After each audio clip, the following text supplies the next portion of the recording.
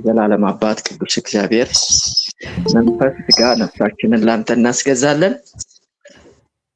ካንተ የሚለቀቀው ሕይወትን የሚሰጠው ቃል በኢየሱስ ክርስቶስም በቸልተኝነት እንዳናሳልፍ ተጽዕኖ እንዲያመጣልን እግዚአብሔር ሆይ መሰራት ያለበትን እንዲሰራ መቆረጥ ያለበትን እንዲቆርጥ ከትላንትናው ደግሞ በበለጠ ክብር በዛሬ ላይ እንድትገለጥ እንጠይቃለን። አቤቱ የልጆችህን ጸሎት የምትሰማ አንተ መልካም አምላክ ነህ። እኛም ደግሞ ያንተ ልጆች ነን። ተናገረን፣ እንሰማለን።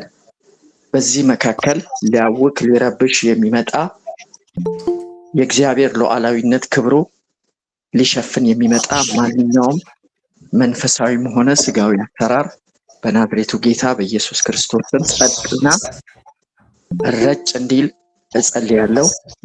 አቤቱ አባት ሆይ መባረክን ትባርከናለህ። በእያንዳንዳችን ቤት በዚህ ሰዓት ግባ፣ ለበረከት ሁነን። በኢየሱስ ክርስቶስ ስም እኛነታችንን እናስገዛለን። ተናጋሪውንም ደግፍ። ከእውቀቱ ከአቅሙ በላይ ከሰማያዊ መዝገብህ የምታካፍለውን አዲስና ድንቅ መገለጥ ይጨምርልን። በኢየሱስ ክርስቶስ ስም ሁሉን አሳልፈን ላንተ እንሰጣለን። እንወድሃለን። ቀሪ ጊዜያችን በፊትህ ያማረ ይሁን። በናዝሬቱ ጌታ በኢየሱስ ክርስቶስ ስም አሜን። አሜን። እግዚአብሔር አምላክ የተባረከ ይሁን። ሄልዬ ጌታ ይባርክህ፣ ተባረክ። ቀጥታ ወደ ትምህርታችን ነው የምንሄደው። ትምህርታችን ከመሄዳችን በፊት ትናንትና ጥያቄ ነበራት ልጅ አለች እና ለዛሬ ልትጠይቅ አሳድረነው ነበር። ትናንትና ጥያቄ ነበረች ልጅ ካለች እባክሽ ወደዚህ ነይና ጥያቄውን መጀመሪያ ጠይቀሽ ወደ ትምህርታችን እንሄዳለን። አለሽ ትናንትና ጥያቄ አለኝ አልሽ?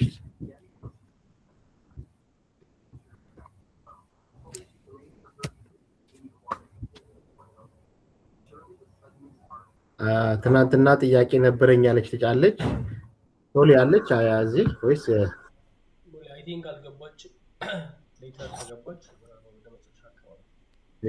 ወደ መጨረሻ ላይ የጥያቄ ሴሽን ስለሚኖር እሺ ዳግምዬ ጌታ ይባርክ። ያው ለአንተና ለመንፈስ ቅዱስ ተወሰደሽ። እንዴት ቆያችሁ? ትንሽ ሌት ሆናችሁ የገባችሁ። እግዚአብሔር አምላካችን የተባረከ ይሁን። ያው ትላንትና አይ ቲንክ አዲስ የገባ ሰው አይኖርንም አይደለ? ዛሬ አይ ቲንክ ብዙዎቻችን ነበር። ካለ መናገር ይችላል፣ ግን ብዙዎቻችን ነበር።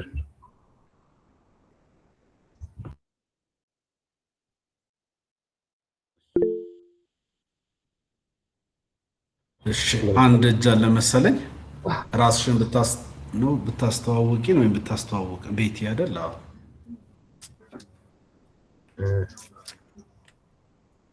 የጌታ ሰላምና ጸጋ ይብዛላችሁ። የተወደዳችሁ አያላን ቤት ይባላል። ዛሬ ነው የገባሁት፣ ትላንትና አልገባሁም ነበር። ጸጋ ይብዛላችሁ። ባለትዳር ስንት አመት ቆየሽ? እንዴት ነሽ? ሚለውን ትንሽ ብትገልጪልን።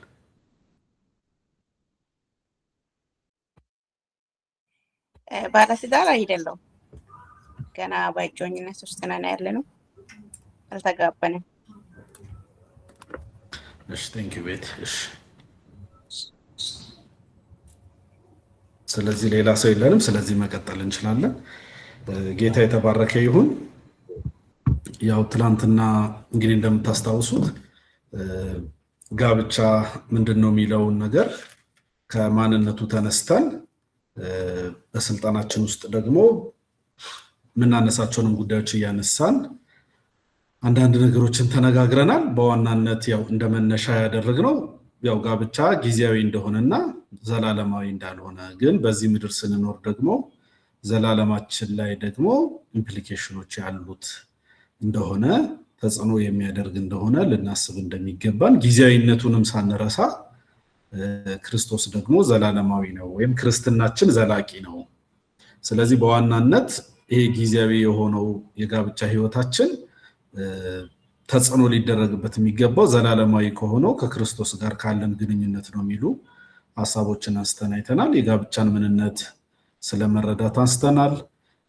ጋብቻ ከዘፍጥረት ምዕራፍ 1 ጀምሮ ባለቤቱ እግዚአብሔር እንደሆነ በሰው ፍላጎት በሰው ተነሳሽነት ወይም በሰው ቅሬታ የተፈጠረ ሳይሆን እግዚአብሔር ራሱ የሰው ልጅ ከፈጠረበት ፐርፐዝ አንፃር ወይም የሰው ልጅ እንዲሆንለት ከሚፈልገው ነገር አንፃር ተነስቶ ጋብቻ ለሰው ልጆች እንደሰጠና የሰው ልጆችም ይህንን ጋብቻ ከዛ አንፃር ማየት እንዳለባቸው ስለዚህ ጋብቻ ስለኛ የሆነ ጉዳይ ሳይሆን ስለ እግዚአብሔር የሆነ ጉዳይ እንደሆነ እግዚአብሔር በጋብቻችን ውስጥ መስራት የሚፈልገው ነገር አለው ያንን ነገር ደግሞ ያለ መከልከል እንዲሰራ መፍቀድ ስላለብን እኛ በጋብቻችን ላይ ባላደራዎች እንደሆንን እንደ ባል የታመንን እንደ ሚስት የታመንን እንደ ወላጅ የታመንን እንደሆንን አይተናል ሌላው ደግሞ እግዚአብሔር ጋብቻ ክቡር እንዲሆን በሁሉ ዘንድ የተከበረ እንዲሆን እንደሚፈልግ እኛም እንደ እግዚአብሔር ልጅነታችን ደግሞ ይህንን ነገር አመንዝረኞችን ወይም ሴሰኞችን እግዚአብሔር ይቃወማል እግዚአብሔር ይፈርድባቸዋል እንደሚለው ግን የጋብቻን ክቡርነት ደግሞ የምናውጅ እንደሆነን ይህ ደግሞ በትዳራችን በዋናነት እንደሚገለጥ ለትዳራችን ከምንሰጠው አክብሮት ለትዳራችን ከምንሰጠው ነገር ተነስተን ሰዎች የኛ ጋብቻ የትዳራቸው ምልክት እንዲሆን እግዚአብሔርን በዛ እንዲያዩ ጋብቻችንን ምናከብርበት ልክ ሲመለከቱ የጋብቻን ክቡርነት እንዲረዱ ለማየት ሞክረናል ስለዚህ ጋብቻ ክቡር ነው የሚለውን አይተናል የጋብቻ ዓላማ ደግሞ ሶስት የጋብቻ ዋና ዋና ዓላማዎችን አይተናል የተፈጠርንበትን ዓላማ ለመፈጸም ወይም ለመረዳዳት እግዚአብሔር ጋብቻን እንደሰጠን የሚመች ረዳት ስላስፈለገን የተሰጠን እንደሆነ ያንን ተመልክተናል ሌላኛው ደግሞ ፈሪሃ እግዚአብሔር ያለበትን ዘር እግዚአብሔር ስለሚፈልግ ነው ስለዚህ በእኛ ኢንፍሉዌንስ ስር ያሉ ሰዎች እግዚአብሔርን እንዲፈሩ እግዚአብሔርን እንዲያዩ እግዚአብሔርን እንዲከተሉ ደግሞ ምክንያት ልንሆን የተሰጠን እንደሆነ እንደዚሁ ተመልክተናል ስለዚህ ጋብቻን ስናስበው ከነዚህ ዓላማዎች አንፃር ልናየው ይገባል የጋብቻን ዓላማንና በጋብቻው ውስጥ የምናገኛቸው ነገሮች ደግሞ እንዳናምታታ ምክንያቱም በጋብቻው ውስጥ የምናገኛቸው አንዳንድ ነገሮች ሲቋረጡ አንዳንድ ነገሮች ችግር ሲገጥማቸው ጋብቻው እንዲቆም በቃ እኔ ይሄንን ካላገኘው ታዲያ ጋብቻው ለኔ ምን ነው ወደሚል ነገር እንዳንሄድ ጋብቻው ከእግዚአብሔር በነዛ ዓላማዎች የተሰጠን እንደሆነና በዛ ውስጥ ግን ባልንጀርነት መረዳዳት መተጋገዝ መደጋገፍ ወዳጅነትን ረዳትነትን እንደምናገኝ አይተናል ሌላው ደግሞ በግብረ ስጋ ግንኙነት መደሰት እንድንችል እግዚአብሔር የሰጠን አንዱ እንደሆነና አንዱ ትርፋቱ በግብረ ስጋ ግንኙነት የምንደሰትበት በቅድስና ህይወታችንን ጠብቀን የምንኖርበት ቦታ እንደሆነ ከዝሙት የምንጠበቅበት የምንድንበት እንደሆነ የጋብቻ ክቡርነቱ አንዱ ያንን የሚያመላክት ስለሆነ ሴሰኞችን አመንዝሮችን እግዚአብሔር እንደሚቃወም ስለዚህ ግብረ ስጋ ግንኙነትም ቢሆን በትዳር ውስጥ እንደ ትሩፋት የሚታይ እንደሆነ አይተናል ዛሬ እንግዲህ እግዚአብሔር በሚረዳን መጠን ባለን ጊዜ የባለትዳሮችን ኃላፊነት እንጀምራለን ሙሉውን ዛሬ ላንጨርሰው እንችላለን ከጊዜያችን አንፃር የምንጨርስ ከሆነ እግዚአብሔር ከረዳን ገፋ አድርገን ለማየት እንሞክራለን ግን እንደ ትላንቱ እንዳንጨናነቅ ለጥያቄም ጊዜ እንዲኖረን ማቆም ካለብን ሰዓቱን አካሄድ እያየን ደግሞ እንወስናለን ማለት ነው ዛሬም በንባብ የሚረዱኝ ሰዎች ቢኖሩ ደስ ይለኛል ትላንት እንዳልኩት ዛሬ የኤፌሶንን መጽሐፍ ላይ በዋናነት እንደመነሻ እናደርጋለን ሌሎችንም ነገሮች ሪፈር እናደርጋለን የባልና ወይም የባለትዳሮች የባልም የሚስትም ኃላፊነት ምንድናቸው የሚለው ነገር በሶስት ቦታ ከፍለን ነው እንድናየው ያሰብኩት የመጀመሪያው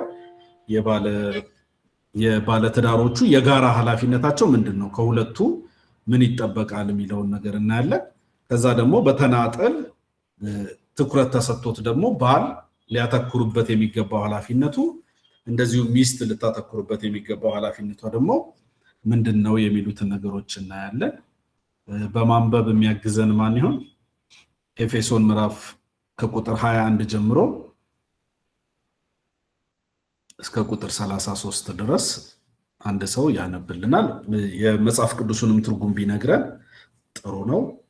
አንዳንዴ የአዲሱ መደበኛ ትርጉም ወይም የድሮ መደበኛው መሆኑ ፎሎ ለማድረግ እንዲረዳል። ኤፌሶን ስንት ነው? ኤፌሶን ምዕራፍ 5 ከቁጥር 21 ጀምሮ። እሺ እኔ በ54ቱን ማነብ ካነበብኩኝ ሌላ የሚያነብ ሰው አለ? የአዲሱ መደበኛ ያለው ኤፌሶን ምዕራፍ 5 ከቁጥር 21 እስከ 33 ያለው። እሺ በጌታ በኢየሱስ ስም አነበዋለሁ። ለእያንዳንዳችሁ በክርስቶስ ፍርሃት የተገዛችሁ ሁኑ። ሚስቶች ሆይ ለጌታ እንደምትገዙ ለባሎቻችሁ ተገዙ። ክርስቶስ ደግሞ የቤተ ክርስቲያን ራስ እንደሆነ እርሱም አካሉን የሚያድን እንደሆነ ባል የሚስት ራስ ነውና። ዳሩ ግን ቤተ ክርስቲያን ለክርስቶስ እንደምትገዛ እንዲሁ ሚስቶች ደግሞ በሁሉ ለባሎቻቸው ይገዙ። ባሎች ሆይ ክርስቶስ ደግሞ ቤተ ክርስቲያንን እንደወደዳት ሚስቶቻችሁን ውደዱ። በውሃ መታጠብና ከቃሉ ጋር አንጽቶ እንደቀደሳት ስለ እርሷ ራሱን አሳልፎ እንደሰጠ እድፈት ወይም የፊት መጨማደድ ወይም እንዲህ ያለ ነገር ሳይሆንባት ቅድስና ያለ ነውር እንድትሆን ዘንድ ክብርት የሆነችን ቤተክርስቲያን ለራሱ እንዲያቀርብ ፈለገ። እንዲሁም ባሎች ሆይ ደግሞ እንደገዛ ስጋቸው አድርጋችሁ የገዛ ሚስቶቻችሁን ሊወዷቸው ይገባቸዋልና። የገዛ ሚስቱን የሚወድ ራሱን ይወዳልና ማንም የገዛ ስጋውን የሚጠላ ከቶ የለምና።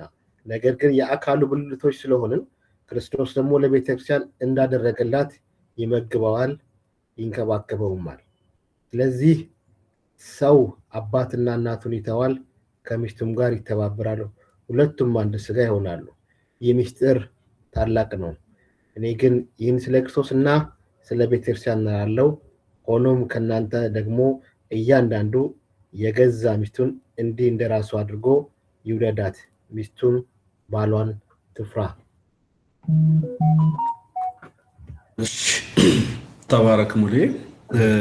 በአዲሱ መደበኛ ትርጉም ቁጥር 21 ብቻ ላንብብና እናንተ ፎሎ ስናደርግና እናነባዋለን። ቁጥር 21 አዲሱ መደበኛ ትርጉም እንደዚህ ይላል። ለክርስቶስ ካላችሁ አክብሮታዊ ፍርሃት የተነሳ አንዳችሁ ለአንዳችሁ ተገዙ ብሎ ይጀምራል። ቅድም ባነበብነው በቀድሞ ደግሞ ትርጉም ላይ ለእያንዳንዳችሁ በክርስቶስ ፍርሃት የተገዛችሁ ሁኑ ይላል። ኤፌሶን ምዕራፍ 5 ላይ የጋብቻን መርህ ሲጀምር ከዚህ ነው የሚጀምረው። ቅድም ባስቀመጥኩት መልኩ ያስቀምጠዋል። ለጋራ የሚመለከታቸውን ነገር ይናገራል። እንደዚሁም ባሎች ደግሞ የሚመለከታቸውን ነገር ዘርዘር አድርጎ ይናገራል። ሚስቶችም ደግሞ የሚመለከታቸውን ነገር ዘርዘር አድርጎ ይናገራል። ስለዚህ እኛም በዛው መሰረት እንጀምራለን ማለት ነው። የመጀመሪያው የጋራ ኃላፊነታችን ምንድነው? እንደ ባልና ሚስት እግዚአብሔር ኤክስፔክት የሚያደርግብን ነገር ምንድነው የሚለውን ነገር ማየት በጣም ያስፈልገናል። ባልና ሚስት የመጀመሪያ የጋራ ኃላፊነታቸው ትዳራቸውን የመጠበቅ የጋራ ግዴታ አለባቸው። ይሄ በጣም ባልንም ሚስትንም የሚመለከት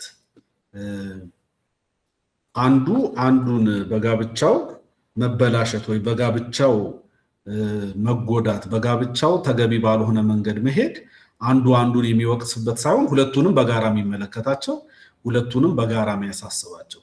ትላንት የምታስታውሱ ከሆነ ጋብቻን ወይም የባልና ሚስት ህይወትን በአንድ ቡድን ውስጥ የተካተቱ ተጫዋቾች አድርገን መስለን አስቀምጠነው ነበር።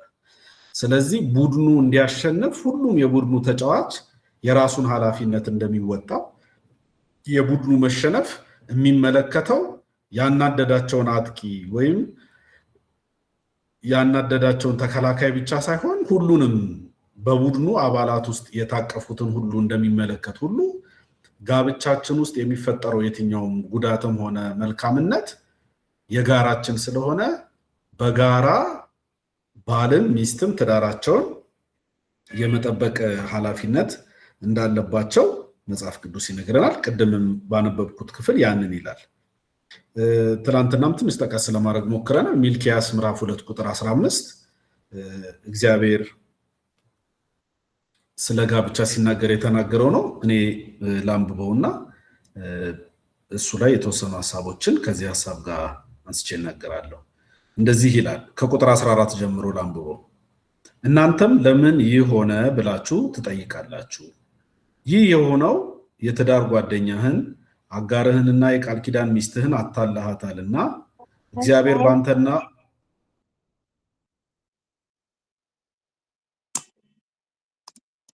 እግዚአብሔር ባንተና በወጣትነት ሚስት መካከል ላለው ቃል ኪዳን ምስክር ስለሆነ ነው ይላል። እግዚአብሔር አንድ አላደረጋቸውምን? በስጋም በመንፈስም የእርሱ ናቸው። ለምን አንድ አደረጋቸው? ፈርሃ እግዚአብሔር ያለውን ዘር ይፈልግ ስለነበረ ነው።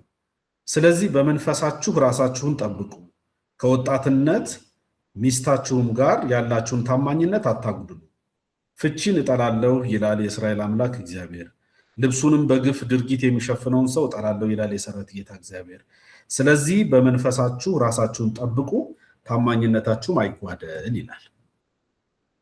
ይሄ እግዚአብሔር ትዳርን ለምን እንደሚፈልገው፣ ትዳር ደግሞ ቃል ኪዳን ላይ የተመሰረተ ስለሆነ በቃል ኪዳን ላይ የተመሰረተው ይህንን ቤተሰብ እኔ የቃል ኪዳኑ ምስክር ነኝ፣ ሌላ ሰው ሳይሆን ሌላ ካህን ሳይሆን ኮት የሚያደርገው እግዚአብሔር እኔ ራሴ በጋብቻችሁ ላይ ምስክር ስለሆንኩኝ አይቻችኋለሁ። ስለዚህ በመንፈሳችሁ ራሳችሁን ልትጠብቁ፣ ትዳራችሁን ልትጠብቁ ይገባችኋል ይላል። ስለዚህ ባልና ሚስት ቤታቸውን የመጠበቅ ትዳራቸውን የመጠበቅ የጋራ ኃላፊነትና ግዴታ መጽሐፍ ቅዱስ ይሰጣቸዋል። ስለዚህ በትዳር መፍረስ ባል ብቻ ሳይሆን የሚጠየቀው ሚስትም ትጠየቃለች ማለት ነው።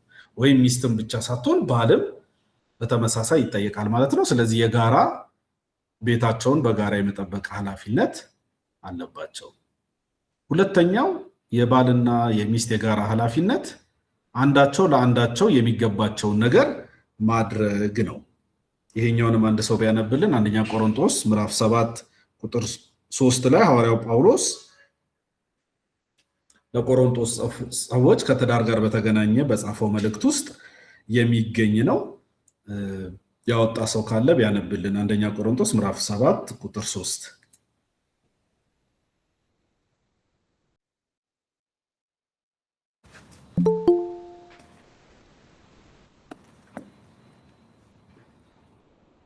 ታለች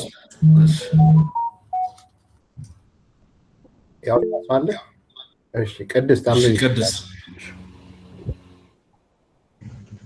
እሺ አንደኛ ቆሮንቶስ ምዕራፍ 7 ቁጥር 3 እሺ በጌታ አባለው ባል ለሚስቱ የሚገባትን ያድርግላት፣ እንደዚሁም ደግሞ ሚስት ለባሏ። ስለዚህ በግልጽ ሐዋርያው ጳውሎስ በዚህ ስፍራ የሚነግረን አንዳቸው ለአንዳቸው የሚገባቸውን የማድረግ ግዴታ አለባቸው ይላል። ያው ወደታች ወርዶም ያነሳቸው ዝርዝር ነገሮች አሉ። እነሱን በቦታቸው እኛም አንስተናቸው እንወያይባቸዋለን። ግን ባልና ሚስት ባል ለሚስቱ የሚገባትን ነገር የማድረግ ኃላፊነት ወይም ግዴታ አለበት። ሚስትም እንደዚሁ ለባሏ የማድረግ ኃላፊነት ወይም ግዴታ አለባት ማለት ነው። ስለዚህ በትዳር ውስጥ ኤክስፔክት የሚያደርገው አንድ ሰው ብቻ ሳይሆን ሁለቱም ማድረግ የሚገባቸው ነገር አለ ማለት ነው። ስለዚህ ለትዳሬ ምንድነው ያደረኩት የሚለው ነገር ሁልጊዜ ሁለቱንም የሚያሳስባቸው ጉዳይ መሆን ያስፈልገዋል ማለት ነው። ሌላኛው አስገዳጅ ሁኔታ ካልተፈጠረ በስተቀር ባልና ሚስት ደግሞ አብረው የመኖር አብሮ የመሆን ግዴታ ደግሞ አለባቸው። ስለዚህ ሐዋርያው ጳውሎስ በዚሁ በቆሮንቶስ ምዕራፍ 5 ላይ ይህንን ሐሳብ ይናገራል። በጸሎት ለመትጋት ተስማምታችሁ ለተወሰነ ጊዜ ካልሆነ በቀር እርስ በርሳችሁ አትከላከሉ፣ ራሳችሁን ባለመግዛት ሰይጣን እንዳይፈታተናችሁ እንደገና አብራችሁ ሁኑ ይላል። ስለዚህ ባልና ሚስት በተቻለ ያህል አብረው የሚኖሩበትን አብረው የሚሆኑበትን ሁኔታ መፍጠር አለባቸው ማለት ነው። ያው አንዳንድ አስገዳጅ ሁኔታዎች የሚፈጠሩበት አጋጣሚ አለ።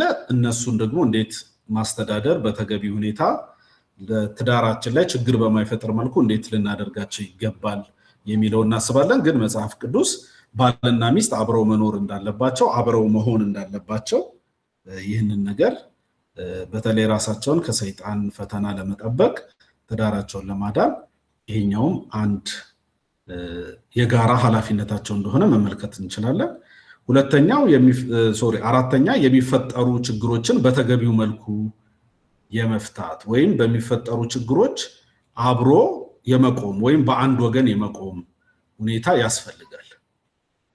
የትኛውም ችግር በትዳር ውስጥ ሲመጣ ለትዳሩ ነው ትሬት የሚሆነው፣ አስፈሪ የሚሆነው ለትዳሩ ነው።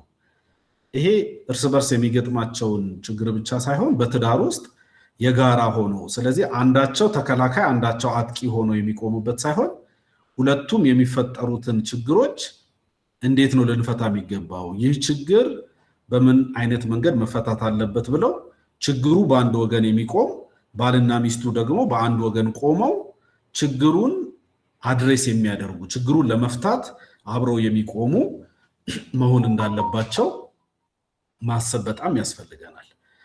ብዙ ጊዜ ትዳር ላይ ችግር የሚፈጠረው የተለያየ ችግር ይፈጠራል፣ የተለያየ ችግር ይገጥመናል፣ የተለያዩ ፈተናዎች ይገጥሙናል። በዝርዝር እናነሳቸዋለን። አንዳንዶቹን ከሶስተኛ ወገን ይገጥመናል፣ ከፋይናንስ ጋር ተያይዞ ይገጥመናል፣ ከጓደኝነት ጋር ተያይዞ ይገጥመናል፣ ከቤተሰብ ጣልቃ ገብነት ጋር ተገናኝቶ ይገጥመናል፣ ከጤና ጋር የተገናኙ ችግሮች ይገጥሙናል፣ ከግብረ ስጋ ግንኙነት ጋር የተገናኙ ችግሮች ይገጥሙናል። ስለዚህ እነዚህ ችግሮች ለትዳራችን ችግር ሆነው ትዳራችንን አፌክት እንዳያደርጉ እንዲህ አይነት ችግር ገጥሞናል ትዳራችን። የዛ ችግር መነሻው ባልየው ሊሆን ይችላል ወይ ሚስትየው ልትሆን ትችላለች።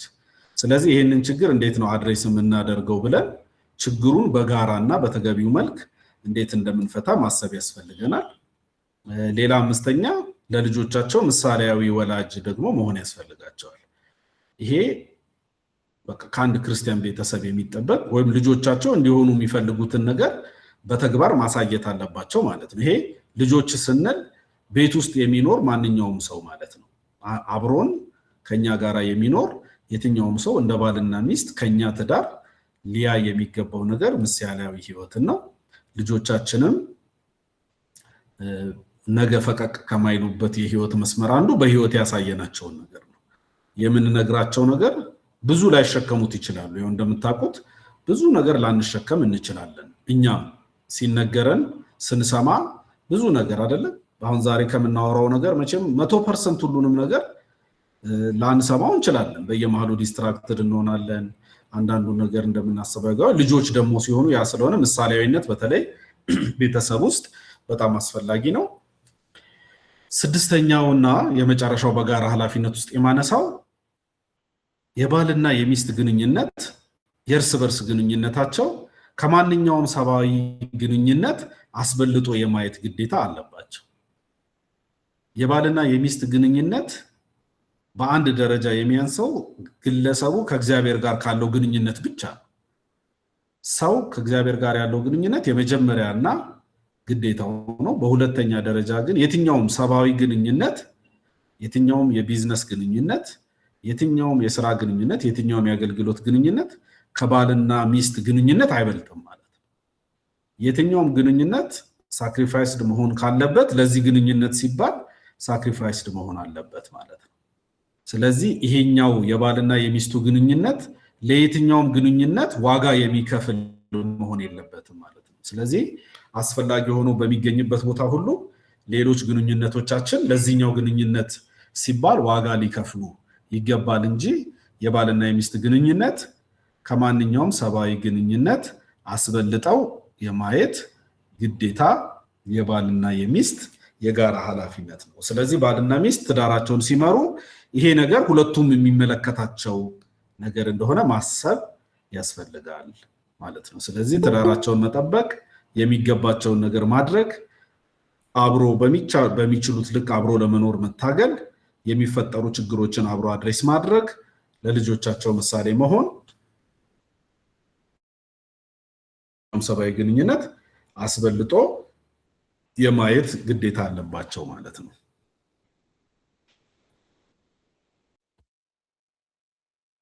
ይሄኛው የጋራ ግንኙነታቸው ነው። በቀጣይነት የባል ኃላፊነቶች ላይ እንሄዳለን።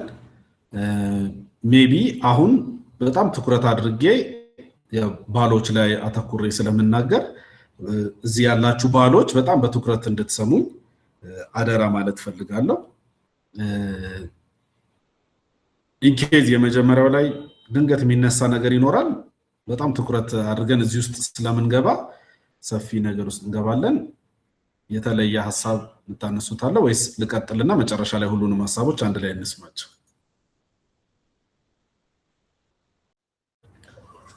ብትቀጥል አይሻል? እሺ ሙሌ ቴንክ ዩ። እኔ በጣም ይሄኛውን ቶፒክ ሳነሳ እርግጠኛ አይደለሁም ሚስቴ ገብታ ከሆነ ዛሬ ሊንክ ልኬላታለሁ እንድትገባ። ገብታ ከሆነ በጣም ደስ ይለኛል። ምክንያቱም እነዚህን ኃላፊነቶችን ሳወራ ትክክል ነው የሚለውን ነገር በጣም ያስፈልጋል። ብዙ ጊዜ ሳገለግል እሷ ስትኖር ደስ ይለኛል። ምክንያቱም እንደምታውቁት ያው በተለይ የምታገለግሉ ሰዎች በደንብ ትረዱኛላችሁ። ያው ንግግር መድረክ ምናምን ሲያዝ አንዳንድ ጊዜ ያሳስታል ማለት ቶፒኩ ይዟችሁ ስለሚሄድ በጣም አይዲያል የሆነ ነገር ላይ ትኩረት እናደርጋለንና እሷ ካለች የበለጠ ደስ ይለኛል። በጣም ወዶ ቶፒክ ነው የእውነት እኔን የሚመለከተኝም ስለሆነ ማለት ነው። ስለዚህ የባል ኃላፊነት ላይ ዛሬ በተለይ ይመስለኛል ጠንከር የምናገረው እሱን ይመስለኛል። አይ ቲንክ ስክሪኔ ምንድነው የሆነው? ይታያችኋል ስክሪኔ? አዎ ይታያል። የባል ኃላፊነት ብሎ ይታያል። ሙቪ ያረጋ አይደለም።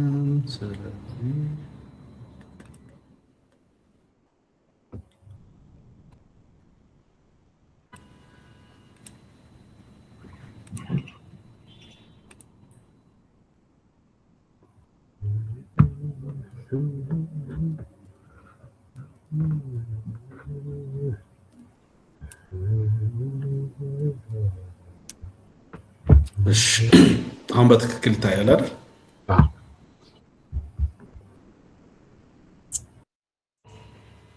ይታያል። አሁን መጥቷል።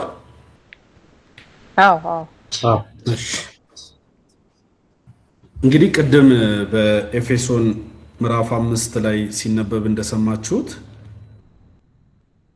ባልና ሚስት አብረው በጋራ ተከባብረው ትዳራቸውን እንዲመሩ አንዳቸው ለአንዳቸው እንዲገዙ ከተናገረ በኋላ ስለ ሚስቶች ትንሽ ያነሳና ወደ ባሎች ይሄዳል። ያው ቅድም እንዳልኳችሁ ባሎች የመጀመሪያ ትልቁን ድርሻ የሚወስዱት እነሱ ስለሆኑ ከባሎች ጀምረና ወደ ሚስቶች እመጣለሁ። የባል የመጀመሪያው ኃላፊነት ሚስቱን መውደድ ነው። በተለይ ይሄን ቶፒክ ስንሰማ በጣም ጥንቃቄ ማድረግ የሚያስፈልገን ብዙ ጊዜ የጋብቻ እንዲህ ኬዞች ላይ ቁጭ ብላችሁ ስታወሩ በጣም ባሎች በጣም የሚያተኩሩት የሚስትየው ኃላፊነት ላይ ነው። ብዙ ሚስቶች ደግሞ የሚያተኩሩት የባልየው ኃላፊነት ላይ ነው። የኤፌሶንንም ክፍል ብዙ ሰው ሲያነብ ሴቶች ሲያነቡት በብዛት የሚታያቸው ይሄኛው ፓርት ነው። ይውደዳት አይደል፣ እንዲያርግላት፣ እንዲንከባከባት፣ ይጠብቃት ምናምን የሚለው ፓርት ነውና ብዙ ጊዜ ሴቶቹ እሱን ሜንሽን ሲያረጉ ነው በብዛት ምሰማው እኔ ባጋጠሙኝ ኬዞች። ብዙ ጊዜ ወንዶቹም ደግሞ የኤፌሶንን መጽሐፍ ሲያነቡ በብዛት የሚታያቸው አይደል ሚስት ትገዛ፣ እንዲትሁን ባሏን ታክብር የሚለው ነው በብዛት የሚታያቸው። ስለዚህ ብዙ ጊዜ ትኩረት አድርገው የሚያወሩት የኤፌሶንን መጽሐፍ ሲያስቡ የሚያስቡት ሚስታቸው ለነሱ ልትሆንላቸው ወይም ልትሆን የተገባትን ነገር ላይ ያተኩራሉና በጣም አደራ ምላችሁ ባሎች አደራ ያልኩት ለዛ ነው። አሁን በጣም እንደው ባሎች ናችሁ ይሄን ቶፒክ ጆሮአችሁን ከፍታችሁ መስማት ያለባችሁ። ይሄ እናንተ ኃላፊነት። ሴቶቹ ጋር ሞር ኤክስፔክቴሽን ሊፈጠር ይችል ይሆናል። በቃ ከዚህ አንፃር ባሌ እንዲህ ሊያደርግልኝ ይገባል የሚል ኤክስፔክቴሽን ሊፈጠር ይገባል፣ መፍጠርም አለበት። ግን በጣም በኃላፊነት መስማት ያለባችሁ ወንዶች ናችሁ ብዬ አስባለሁ። ስለዚህ ባል ሚስቱን መውደድ አለበት ይላል። መውደድ እንግዲህ እንደምታውቁት ያው እኛ ኢሞሽናል ፍጥረቶች ነን፣ ሴቶችም ወንዶችም። ሴቶች ደግሞ ከኛ የተሻለ ወደ ኢሞሽናቸው በጣም የቀረቡ ይሆናሉ። ስለዚህ የትኛውም ሰው ቢሆን ወይም የትኛውም እንስሳ ቢሆን በስሜታዊ ፍቅር የተነሳ ኢሞሽናል የሆነ ፍልቅ ስሜት የሚባለው እሱ ነው።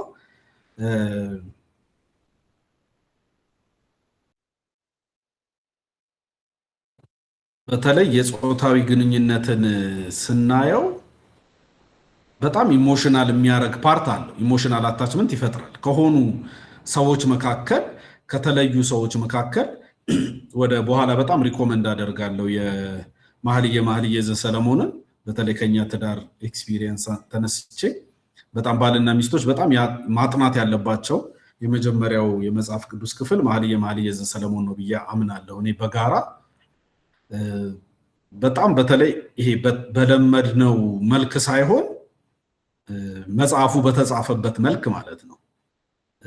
አሁን በተለይ በአዲስ ኪዳን ያለን ሰዎች ያንን ክፍል ወይም ያንን የመኃልየ ዘሰሎሞንን ስናጠና በብዛት የምናተኩረው ከቤተ ክርስቲያንና ከክርስቶስ ጋር ካለን ፍቅር አንጻር ካለን ግንኙነት አንጻር ነው የምናወራውና በጣም ጄኒውን ሆናችሁ ካጠናችሁት መጽሐፉ እንደዛ አይነት ነገር የለውም። በምሳሌነት አንዳንዱ ነገሮች ወደዛ ኢምፕሊኬት የሚያደርጉ ነገሮች አሉት። እሱን ማድረጉ ክፉ አይደለም፣ ጥሩ ነገር ነው። በምሳሌነት ጌታም ወይም ሐዋርያውም ልክ ቅድም እንዳነበብነው ክፍል በክርስቶስና በቤተ ክርስቲያን መካከል ያለውን ግንኙነት ይገልጣል ብለናል።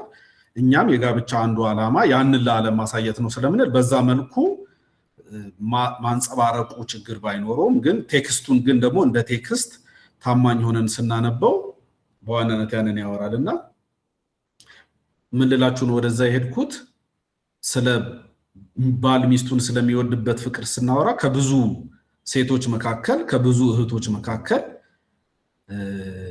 በተለየ ሁኔታ ኢሞሽናል አታችመንት ፈጥሮ ጾታዊ በሆነ ግንኙነት አንድን ሴት ይፈልጋል ወይም ዛሬ ያገባትን ሚስቱን ፈልጎ ነው ማለት ነው ባሎች ያገባ ነው። ስለዚህ የተለያዩ መስፈርቶችን ብናስቀምጥ የተለያዩ ነገሮችንም ብናደርግ ሚስቶቻችንን ኢሞሽናሊ አታችድ ሆነን ያገባናቸው ያገኘናቸው። ስለዚህ ይሄኛው አይነት መውደድ አለ። አሁን ባል ሚስቱን መውደድ አለበት ብለን ስናወራ ወይም የባል ኃላፊነት ሚስቱን መውደድ ነው ስንል ይሄኛውን ኢሞሽናሊ አታችድ የሆነበትን ፍቅር ብቻ ሳይሆን እሱ ወደዚህ ወደ ባልነት የሚያመጣውን ፍቅር እሱ ስለሆነ ናቹራሊ ገፊ ነው፣ ከስሜት ነው የሚመነጨው። አይደል መውደድ እንደዛ አይደል እየሆነን የገባ ነው ሁላችንም ከዛ ነው የሚመነጨው። ስለዚህ ይሄኛው በቴክስቱ መሰረት እናየዋለን። እንደ ኃላፊነት ሲነሳ ባል ሚስቱን መውደድ ያለበት ክርስቶስ ቤተክርስቲያንን እንደወደዳት ነው ይላል ሐዋርያው ጳውሎስ። ቅድም ያነበብነው ክፍል ይሄንን ነው የሚለው። አሁን ቅድም ያስረዳኋችሁ ፍቅር አለ መኃልየ ዘሰሎሞን ላይ ያለው አይነት በጣም በስሜት የታሸ በስሜት የተሞላ ፍቅር አለ። ያኛው አይነት ፍቅር መጀመሪያ አካባቢ ሁላችንም ነካክቶናል ብዬ አስባለሁ። ከዛ ፍቅር በዘለለ ግን የክርስቶስ ፍቅር ደግሞ ስናየው ደግሞ በጣም ስሜት ላይ የተንጠለጠለ ፍቅር እንዳልሆነ መቼም ሁላችንም እናስተውላለን። ፍቅር ውሳኔ እንደሆነ የሚያሳይ ፍቅር ነው። እግዚአብሔር ፍቅር ማለት ይላል ሐዋርያው ዮሐንስ በዮሐንስ መልእክቱ ላይ ሲጽፍ ፍቅር እግዚአብሔር እኛን እንደወደደን ነው ይላል። ፍቅር ዲፋይን ሲደረግ ፍቅር እውነተኛ ፍቅር እኛ እግዚአብሔርን እንደወደድ ነው ሳይሆን ሰውን እንደወደድ ነው ሳይሆን እግዚአብሔር እኛን እንደወደደን ነው ይላል። ያ በውሳኔ ላይ የተመሰረተ ፍቅር ነው። ስለዚህ ባል ሚስቱን በእንደዛ አይነት ፍቅር ክርስቶስ ቤተክርስቲያንን እንደወደዳት ባለ ፍቅር ሚስቱን ሊወዳት ይገባል ይላልና በዚህ ተምሳሌት ውስጥ ባል ሚስቱን መውደድ ስላለበት ነገር ሁለት መርሆችን ነው የሚያስቀምጠው ወይም ሁለት ምሳሌዎችን ይናገራል። የመጀመሪያው ስለ እርሷ ራሱን አሳልፎ በመስጠት በመስዋዕትነት መውደድ እንዳለበት ይናገራል። ክርስቶስ ለቤተ ክርስቲያን ራሱን አሳልፎ እንደሰጠ ወይም ክርስቶስ መስዋዕት ሆኖ ቤተ ክርስቲያንን እንደወደዳት ባል ሚስቱን በእንደዚህ አይነት ፍቅር ሊወዳት ይገባል ይላል። ስለዚህ እንደ ባል አንዱ የኔ ጥሪና ኃላፊነት ክርስቶስ ቤተክርስቲያንን እንደወደዳት ሚስቴን ልወዳት ነው ማለት ነው። ክርስቶስ ቤተክርስቲያንን እንደወደዳት ስል ሲያያት ደስ ይለዋል አይነት አይደለም ማለት ነው። እንደምትፈልገው ትሆንለታለች ማለት አይደለም። ልትደክም ትችላለች፣ እሱ በሚፈልጋት መንገድ ላትገኝ ትችላለች። ግን ስለርሷ አሳልፎ ራሱን በመስጠት በመስዋዕትነት ሊወዳት ይገባል ይላል። ስለዚህ አሁን ሚስቶቻችንን ስንወድ ለሚስቶቻችን ያለን ፍቅር ራሳችንን አሳልፈን እስከ መስጠት ሊደርስ ይገባል። መስዋዕትነት ልንከፍልላቸው ይገባል ማለት ነው። አሁን በዚህ ፍቅር ሚስቱን የሚወድ ሰው በትዳር ውስጥ ብዙ የሚመጡ ፈተናዎችንና ችግሮችን ለማለፍ አይቸገርም። ምክንያቱም እሱ ለመስዋዕትነት የተዘጋጀ ስለሆነ፣ ዋጋ ለመክፈል የተዘጋጀ ስለሆነ ጊዜውን መሰዋት አያስቸግረውም፣ ገንዘቡን መሰዋት አያስቸግረውም። ቅድም ያልኳችሁ የትኛውንም ሰባዊ ሪሌሽንሺፖች መሰዋት አያስቸግረውም። ምክንያቱም ሚስቱን ሊወድ የተገባበት ልክ ክርስቶስ ቤተክርስቲያንን እንደወደዳት ነው ይላል።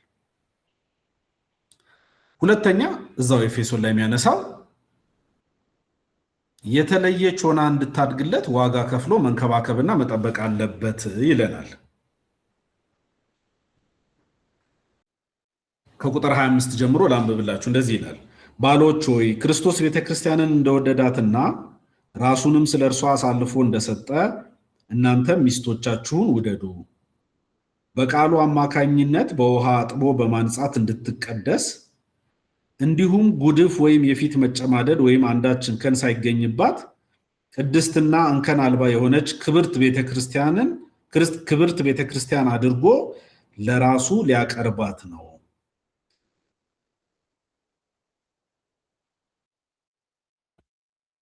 ምን አይነት ደስ የሚል ኃላፊነትና ከባድ ኃላፊነት እንደሆነ በደንብ እየሰማችሁኝ ከሆነ ታስተውላላችሁ ብዬ አስባለሁ። የክርስቶስ ፍቅር ቤተክርስቲያንን የወደደበት ፍቅር አንድ በጣም የምታምር ጉድፍ አልባ የሆነች ፊቷ ያልተጨማደደ እንከን የሌለችባት ቅድስት የሆነች ቤተክርስቲያን አይደለች።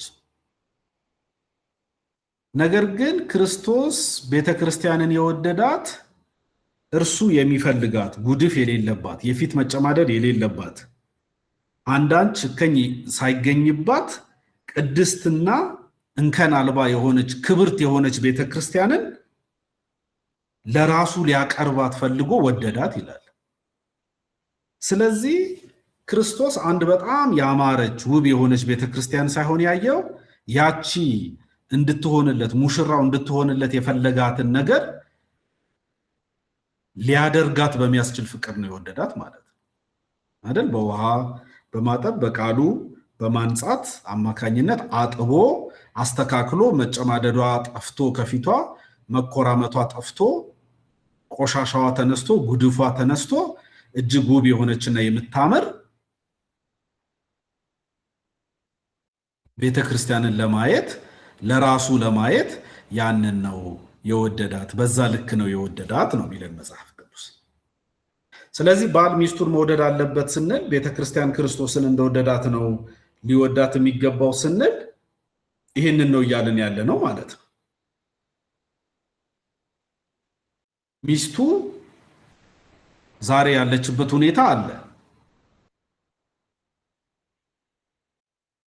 ዛሬ ሚስቱ እንድትሆንለት የሚፈልገውን ነገር ያልሆነችለት ባል ይኖራል። መቼም ሁላችንም እንደዛ ልንሆን እንችላለን ልል ብችልም፣ ግን ያው ጋብቻ እንደምታውቁት የየግል ስለሆነ በየቤታችን ያለው ነገር የተለያየ ስለሆነ በጣም አጠቃለን ሁሉንም ላናረግ እንችላለን። ግን ባሎች ሚስቶቻቸው እንደሚፈልጓቸው ሳይሆኑላቸው ሚስቶቻቸው እንዲቆነጃጁ በሚፈልጉት ልጅ ሳይቆነጃጁ ቢቀሩላቸው እነሱ እንዲሆኑላቸው በሚፈልጉት ልክ መሆን ቢያቅታቸው ባሎች ከክርስቶስ መማር ያለባቸው ፍቅር ያንን የሚፈልጉትን ነገር ሚስቱ እስክትሆን ድረስ ሚስቱን መንከባከብ፣ ሚስቱን መጠበቅ፣ ሚስቱን ዋጋ ከፍሎ ወደዛ ወደሚፈልገው ሌቭል ስለማምጣት ነው ማለት ነው የምናወራው። ትላንትና አንድ እህታችን እንዳነሳችው ስለሱም እናነሳለን። ወደ በተለይ ፍቅርን ከመግለጽ ጋር ተያይዞ መብራት አጥፍታሽ ጠብቂው የተባለችው እህት ማለት ነች፣ በጨለማ ውስጥ ባሏን እንድትቀበል። ስለዚህ አሁን እንደዛ ባትሆን ሚስትየው በጣም ሮማንቲክ ሆና አይደለ ቤት ማታ ሲገባ እኔ እላታለሁ ሚስቴን አንዳንድ ጊዜ እንዴ እንደዚህማ ለብሰሽ አትጠብቂኝ እንዴ ቤት ስገባማ እንደዚህ ሁኚ ይላል። ሚስቴ ደግሞ ማትሆንበት ብዙ ምክንያቶች ይኖራታል። ልጆቻችንን በተመለከተ ሚስቴ እንድትሆን የምፈልገው ነገር ይኖረኛል። እንደዛ ይሁን ሚስቴ እንደዛ ባልሆነችም ጊዜ ማለት ነው። በየትኛውም የህይወታችን አጋጣሚዎች ላይ ሚስቶቻችን እንዲሆኑ የምንፈልገውን ነገር መሆን ባቃታቸው ጊዜ ሁሉ እኛ እንዲሆኑ የምንፈልገውን ነገር እስኪሆኑ ድረስ ዋጋ እንከፍላለን ማለት ነው። አሁን ብዙ ትዳር እኔ በምስክርነትም እንደው ጓደኞቼም ገብቶ ሊሆን ይችላል ምስክር ይሆናሉ። 17 ዓመት እንዳልኳችሁ 17 ዓመት ከአንድ ወር አካባቢ ሆኖናል። አሁን እኔና ሚስቴ ከአንድ ወር ከሁለት ወር እየሆነን ነው። በዚህ 17 ዓመት ውስጥ የከበደ ጥል ተጣልተን አናውቅም። አለመግባባቶች ኖረውን ያውቃሉ ምናምን፣ የከበደ ጥል ተጣልተን አናውቅም። እኔ ለሚስቴ ሁሌ ምላት ስንገናኝም ድሮም ጀምሮ ምላት ክርስቶስ ቤተክርስቲያንን እንደወደዳት ልወድሽ በቃ ራሴን ሰጥቻለሁ ነው ምላት። ስለዚህ ሁል ጊዜ ወደዚህኛው የፍቅር ሌቭል ለመምጣት ነው ራሴን ማታገለው። ስለዚህ ነው ሚስቴ አጎደለችብኝ ብዬ ሳወራ ማንም ሰው ሰምቶኝ አያውቅም። ቤተሰቤ ሰምቶኝ አያውቅም። ጓደኞቼ ሰምቶኝ አያውቁም። ሚስቴ እንዲህ ያልሆነችልኝም ምለው ነገር የለኝም። ለምንድን ነው የሌለኝ? ሚስቴ እንድትሆንልኝ የምፈልገውን ነገር እንድትሆንልኝ የሚያስችላትን ነገር ሁሉ ለማድረግ የትኛውንም ዋጋ ከፍላለሁ። ክርስቶስ ቤተክርስቲያንን የወደዳት ቤተክርስቲያን እንድትሆንለት የሚፈልገውን ነገር ያደረገው በእንደዚህ አይነት ፍቅር ስለሆነ ማለት ነው። አሁን ብዙ ችግሮቻችን ብዙ ነገሮቻችን የሚነሱት የምንፈልጋቸውን ነገሮች ሚስቶቻችን ላይ ከማጣታችን ይመነጫል ማለት ነው። ስለዚህ ሚስቶቻችን ላይ ያጣነውን ነገር ሚስቶቻችን ላይ ለማግኘት እነሱ ላይ ሳይሆን ትኩረት ማድረግ ያለብን እኛ ያ ነገር እንዲገኝ ምን እያደረግን ነው? ያ የምንፈልገው ነገር ያ የፊት መጨማደድ እንዳይኖራት፣ ያ ውበቷ እንዲወጣ፣ ያ ጉድፏ እንዲነሳ፣ ያኛው እኛ ያልወደድነው ነገር እንዲጠፋ እኔ ምን ኮንትሪቢዩት እያደረኩ ነው የሚለው ነገር በጣም ሊይዘን ይገባል ማለት ነው። ስለዚህ ክርስቶስ ቤተክርስቲያንን እንደወደዳት ባል ሚስቱን ሊወድ ይገባል ሲባል ዝም ብሎ ይወዳታል ማለት ሳይሆን ስለሷ ራሱን አሳልፎ እስከ መስጠት ድረስ ሊወዳት ይገባል ማለት የኔ ፍላጎት አልተሟላልኝም አይደል፣ የኔ ልብስ አልታጠበልኝም፣ የኔ እንትን አልሆነልኝም፣ እኔ እንዲየደከምኩኝ ለኔ እንዲህ አይነት ምላሽ አላገኘሁም ብሎ ሚስቱን አቢዩዝ ያረጋታል ወይ ሚስቱን ያጉላላታል ማለት ሳይሆን ሚስቱን መስዋዕትነት የሚጠይቅም ከሆነ እስከዛ መስዋዕትነት ድረስ መክፈል አለበት ማለት ነው። መጀመሪያ ላይ አደራ ያልኳችሁ ነገር ትዝ የሚላችሁ ከሆነ ትዳር ችግር ውስጥ የሚወድቀው በጣም በትላልቅ አጀንዳዎች አይደለም፣ በጣም ጥቃቅን በመናቃቸው የተለመዱ ነገሮች ግን በማናደርጋቸው ነገሮች። ህይወታችንን ብዙ የሚበላሸው በዛ ነው። ሰው በመንፈሳዊ ህይወቱ ማያድገው ጥልቅ የሆኑ መንፈሳዊ ሚስጥሮችን ስላላወቀ አይደለም። ስለ ስላሴ ልዩ ትንታኔ መስጠት ስላልቻለ አይደለም የሚደክመው። መጸለይ ሲያቅተው መጽሐፍ ቅዱስ ማንበብ ሲያቅተው ነው። ምንም ውስብስብ ነገር የለው። ግን መጸለይን ብዙ ሰው ያውቀዋል፣ ኮንሰፕቱ ይገባዋል። መጸለይ ምን እንደሆነ ያውቃል። መጽሐፍ ቅዱስ ማንበብ ለአንድ ክርስቲያን እንደሚያስፈልግ ያውቀዋል። ግን ያንን ማድረግ ሲያቅተው ነው ህይወት እየደከመ እየተበላሸ ብዙ ነገሮች። ልክ ትዳርም ማለት እንደዛው ነው ማለት ነው። ስለዚህ ስለ ሚስቴ ራሴን አሳልፌ እሰጣለሁ ማለት ቀላል ሊሆን ይችላል። ግን አሳልፎ መስጠት ማለት ክርስቶስ አሳልፎ እንደሰጠው ነው መጽሐፍ ቅዱስ የሚነግረን። ስለዚህ ባሎቹ ሚስቶቻችሁን በዚህ ፍቅር ትወዷቸዋላችሁ ወይ? እስከ መስዋዕትነት በሚደርስ ፍቅር ዋጋ በመክፈል ማለት ጊዜ ለመሰዋት ጊዜ ለመስጠት የሚቸገር ባል፣ ገንዘብ ለመስጠት የሚቸገር ባል ህይወቴን እሰጣለሁ ቢል ውሸት እኮ ነው አይደል? የአንደኛ ዮሐንስ መልእክት እንደምታውቁት ስለ ፍቅር በጣም አስደናቂ መጽሐፍ ነው። እና ሐዋርያው በዛ ምንድነው የሚለው ሰው እግዚአብሔርን ወዳለው እያለ በቃሉ ምንም ያህል ቢናገር አይደል አጠገቡ ያለውን ወንድሙን መውደድ ካቃተው ውሸቱን ነው ይላል። ማለት የማያየውን እግዚአብሔርን ወደሃለው ብትለው ጥቅም የለውም ነው ሐዋርያው እያለ ያለው። አንተን ጌታ ሆይ ወደሃለው ላንተ ያለኝን ፍቅር እንዴት እንደምገልጽ ቸግሮኛል ብለህ ብትዘምርም ብትናገርም ብታወራ ፊት ለፊት የምታየው አጠገብ ያለው ወንድምህን ግን መውደድ ካልቻልክ ለኔ ያለ ፍቅር ውሸት ነው ነው ሐዋርያው ዮሐንስ የሚናገረው። ስለዚህ ቤታችን ያሉ ሚስቶቻችንን በዛ ፍቅር ሳንወዳቸው እግዚአብሔርን ስለመውደዳችን ብናወራ እግዚአብሔር ውሸት ነው ይላል ማለት ነው። ይሄ በብዙ የፍቅር ህይወታችን ይተረጎማል እንደ ክርስቲያን ማለት ነው። ግን እኔ ሁሉ ጊዜ የምለው ይሄንን ነው። እኔ ቅድም ያነሳሁት ኢሞሽናል አታችመንት አለ አይደለ? ይሄ ሚስቴን ሳያት ደስ የሚለኝ ነገር አይደለ? የሆነ ነገር ስታረግልኝ አልቅስ የሚለኝ ነገር አለ የሆነ ብቻ ደስ የሚል አታችመንት አይደል? ሳላገኛት ስቀር ሚናፍቀኝ ነገር አይደል? አብረን ቁጭ ብለን ከመጋባታችን በፊት የጋብቻችንን ቀን የሚያስናፍቀኝ ነገር ያ በጣም ይሄ ኢሞሽናል የሆነው ፍልቅልቅ የሚለው ውስጣችን ደስ የሚለው አይደለ? ጓደኞቼ አንዴ በጣም ስቀውብኛል። ስለ ኮሜዲ ያነሳንና አንድ ጊዜ እንደው በጣም የሚያስቅ ሰው ማን ነው ከሌ ኮሜዲ ነው እያለ ሲያወራ እኔ በጣም የምታስቀኝ ኮሜዲ ሰብሊ ነች አልኳቸውና በጣም ሳቁ። ያቋታል እሷንም እና ብዙ በመናገር እንዲህ በጣም የሚያቋት ልጅ አይነት አይደለችምና ለኔ ግን በጣም በቃ ከልቤ እኔ እስከዛሬ እንደው ፍርፍር ብዬ ሳኩ ብዬ ማቀባቸው ቦታዎች በሙሉ እሷ ያሳቀችኝ ሳቆች ናቸው። አሁን እንደዛ የሚያረገኝ ፍቅር አለ ማለት ነው እኔ ጋር። አሁን እንደዛ የሆንኩት ሰውዬ የክርስቶስን ፍቅር ይሄ ራስን አሳልፎ መስጠት መስዋዕትነት አይደል እሷ ጋር ያየሁትን ጉድለት ሸፍኜ እንድትሆንልኝ የማድረጉ ልምምድ ካልተለማመድኩት እኔ ቤተክርስቲያን ሄጄ ወንድሞችን ስለመውደድ አይደለ ክርስትና የሚጠብቅብን ጠላታችንን ስለመውደድ አይደል ክርስቶስ ነፍሱን አሳልፎ ስለኛ እንደሰጠ እኛም ለወዳጆቻችን ነፍሳችሁን አሳልፈን መስጠት አለብን ይላል ሐዋርያው ዮሐንስ በመልእክቱ ሲጽፍ። ያንን ፍቅር እኔ እንዴት ልለማመደው እችላለሁ?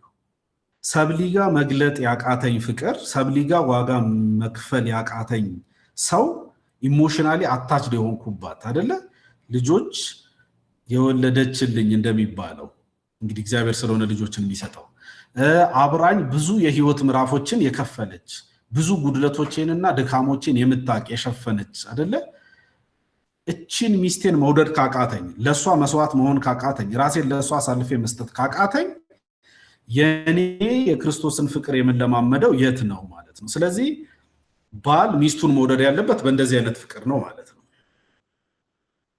ሌላ ሁለተኛ ባል ሚስቱን መውደድ ያለበት ሐዋርያው የሚናገረው እንደገዛ ስጋው ሚስቱን መውደድ አለበት ይላል። ኦኬ በጣም ያኛው የተመናፈሰ ይመስላል። መቼም አንዳንዶቻችሁ እንደዛ እየተሰማችሁ እንደሆነ አስባለሁ። በጣም አይዲያል የሆነ ነገር እያወራሁ እንደሆነ ሊሰማችሁ ይችላል። ያው የመጽሐፍ ቅዱስ ፕሪንሲፕል ስለሆነ ግን እስከዛ ድረስ እንታገላለን። በሙላት ያንን ፍቅር ያንን የክርስቶስን ፍቅር ለመኖር ቀላል እንዳልሆነ አይኖ የጌታ መንፈስ በውስጣችን ስላለ መንፈስ ቅዱስ ስለሚረዳን ስለሚያግዘን በዛ ፍቅር እንኖራለን እንጂ አስባችሁታል ማለት በቃ ሚስታችሁ እንዴት እኮ አንዳንዴ እንደምታበሳጫችሁ ማለት በቃ ቀላል እኮ አይደለም። በደንብ የሚያበሳጩ እንግዲህ የውጮቹን ባላቅም ብዙ ያው አንድ ሚስት ስለሆነች ያለች ግን ኢትዮጵያውያን ሚስቶች ብዙ ባሎቻቸው የሚያበሳጩባቸው ነገሮች አሏቸው አይደል? በቀልዶቻችን ምንሰማቸው አይደል? በታሪኮቻችን ምንሰማቸው አይደል? የኢትዮጵያ ሚስቶችና የውጭ ሚስቶች ሲባል ምንሰማቸው አይደል? ሮማንቲክ እንዲሆኑልን ስንፈልግ ማይሆኑልን ነገር ማት ነገር እኮ አለ። ስለዚህ ከዛ አንፃር እንደዛ ብስጭት የሚያረጉንን ሴቶች በዛ ፍቅር ስለመውደድ ስናወራ ቀላል ነገር አይደለም እያወራን ያለ ነው ማለት ነው። ግን ሐዋርያው ደግሞ ወረድ ይልና ምን ይላል? ቁጥር 28 ላይ እንደው አንድ ወንድም ቢያነብልኝ ደስ ይለኛል። እህት ባትሆን ይሄን የምታነቡ ያው የወንዶች ኃላፊነት ስለሆነ ኤፌሶን ምዕራፍ 5 ቁጥር 28 እስከ ቁጥር 30 ድረስ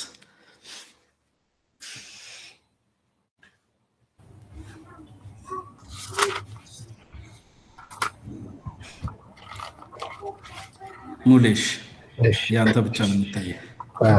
ኤፌሶን ምዕራፍ 5 ከቁጥር 28 እስከ 30 ከቁጥር 28 እስከ 30 እንዲሁም ባሎች ደግሞ እንደገዛ ስጋቸው አድርገው የገዛ ሚስቶቻቸውን ሊወዱ ይገባቸዋል።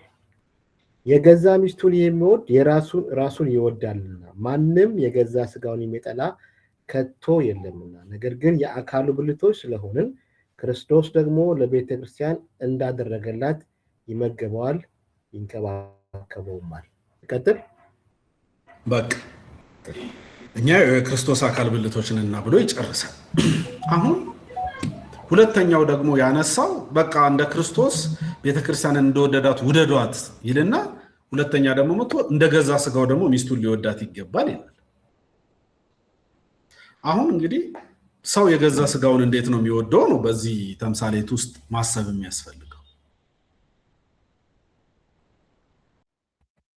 ስጋችንን እንዴት ነው የምንወደው ማለት አሁን በቃ ቆዳችንን አይደል ሰውነታችንን ስጋችን ማለት የምንነካው የምናየው ማለት ነው አይደል በጣም ለስላሳ ስለሆነ አይደል ከለሩ በጣም ግሎ ስለሚያደርግ ምናምን ነው የምትወዱት ሰውነታችሁን ስጋችሁን አይደል ስታዩት በጣም ኢንስፓየር የሚያደርግ ስጋ ስላለን ነው የምንወደው አይደለም። አሁን ሰው ስጋውን መውደዱ በምንድን ነው የሚገለጠው? ቆዳዬን ሳየው ደስ ይለኛል፣ እግሬ ደስ ይለኛል፣ ጥፍሬ ደስ ይለኛል እያለን እኮ አይደለም የምንወደው አይደል? ሰው የራሱን ሰውነት መውደዱ የሚገለጥባቸው ነገሮች አንደኛው መመገብና መንከባከብ ነው ይላል። ስለዚህ ሰውነቱን ሰው ስለሚወደው ሰውነቱ የሚጠይቀውን የሰውነቱን ፍላጎት ለማሟላት ጥረት ያደርጋል ማለት ነው። ምግብ ይጋብዘዋል፣ ያበላዋል አይደል? ብዙ እንግዲህ አሁን እናንተ መቼም የውጭ ሀገር ከሀገርም ውጭ እየኖራችሁ ስለሆነ ብዙ እንደዛ ተቸገራ ራሳችሁም እየሰራችሁ ምናምን ተበላላችሁ እያስባል ብዙ ኢትዮጵያ ውስጥ ያለን ባሎች ሚስቶቻችን እንዲያበሉን አይደለ? ባልን መያዝ ካስፈለገው በሆዱን መያዝ ነው ይባላል ኢትዮጵያ ውስጥ ብዙ ጊዜ በተለምዶ። ስለዚህ ሰው ስጋውን ይወዳል። የራሱን ስጋ እንደገዛ ሰውነትህ ሚስትህን ውደድ ሲል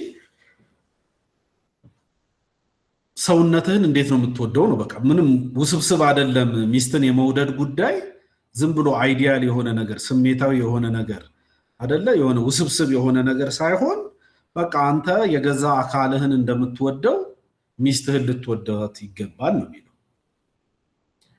ለስጋ ሰውነትህ የሚያስፈልገውን ነገር እንደምታቀርብ ያው ለሚስትህ የሚያስፈልጋትን ነገር አቅርብ ማለት ነው። መግባት፣ ተንከባከባት፣ መራራት ትሁንባት፣ ለፍላጎቶቿ በተቻለ ፍጥነት መልስ ስጥ ማለት ነው። ስጋ ሲርበው ምሳ ለመብላት እንደምትሮጠው ምግብ ቤት ደርሰ ለመብላት እንድትሆነው የሚስትህን ፍላጎት የሚስትህን ሐሳብ ለመሙላት በቃ እንደዛ መትጋት ያስፈልጋል ማለት ነው።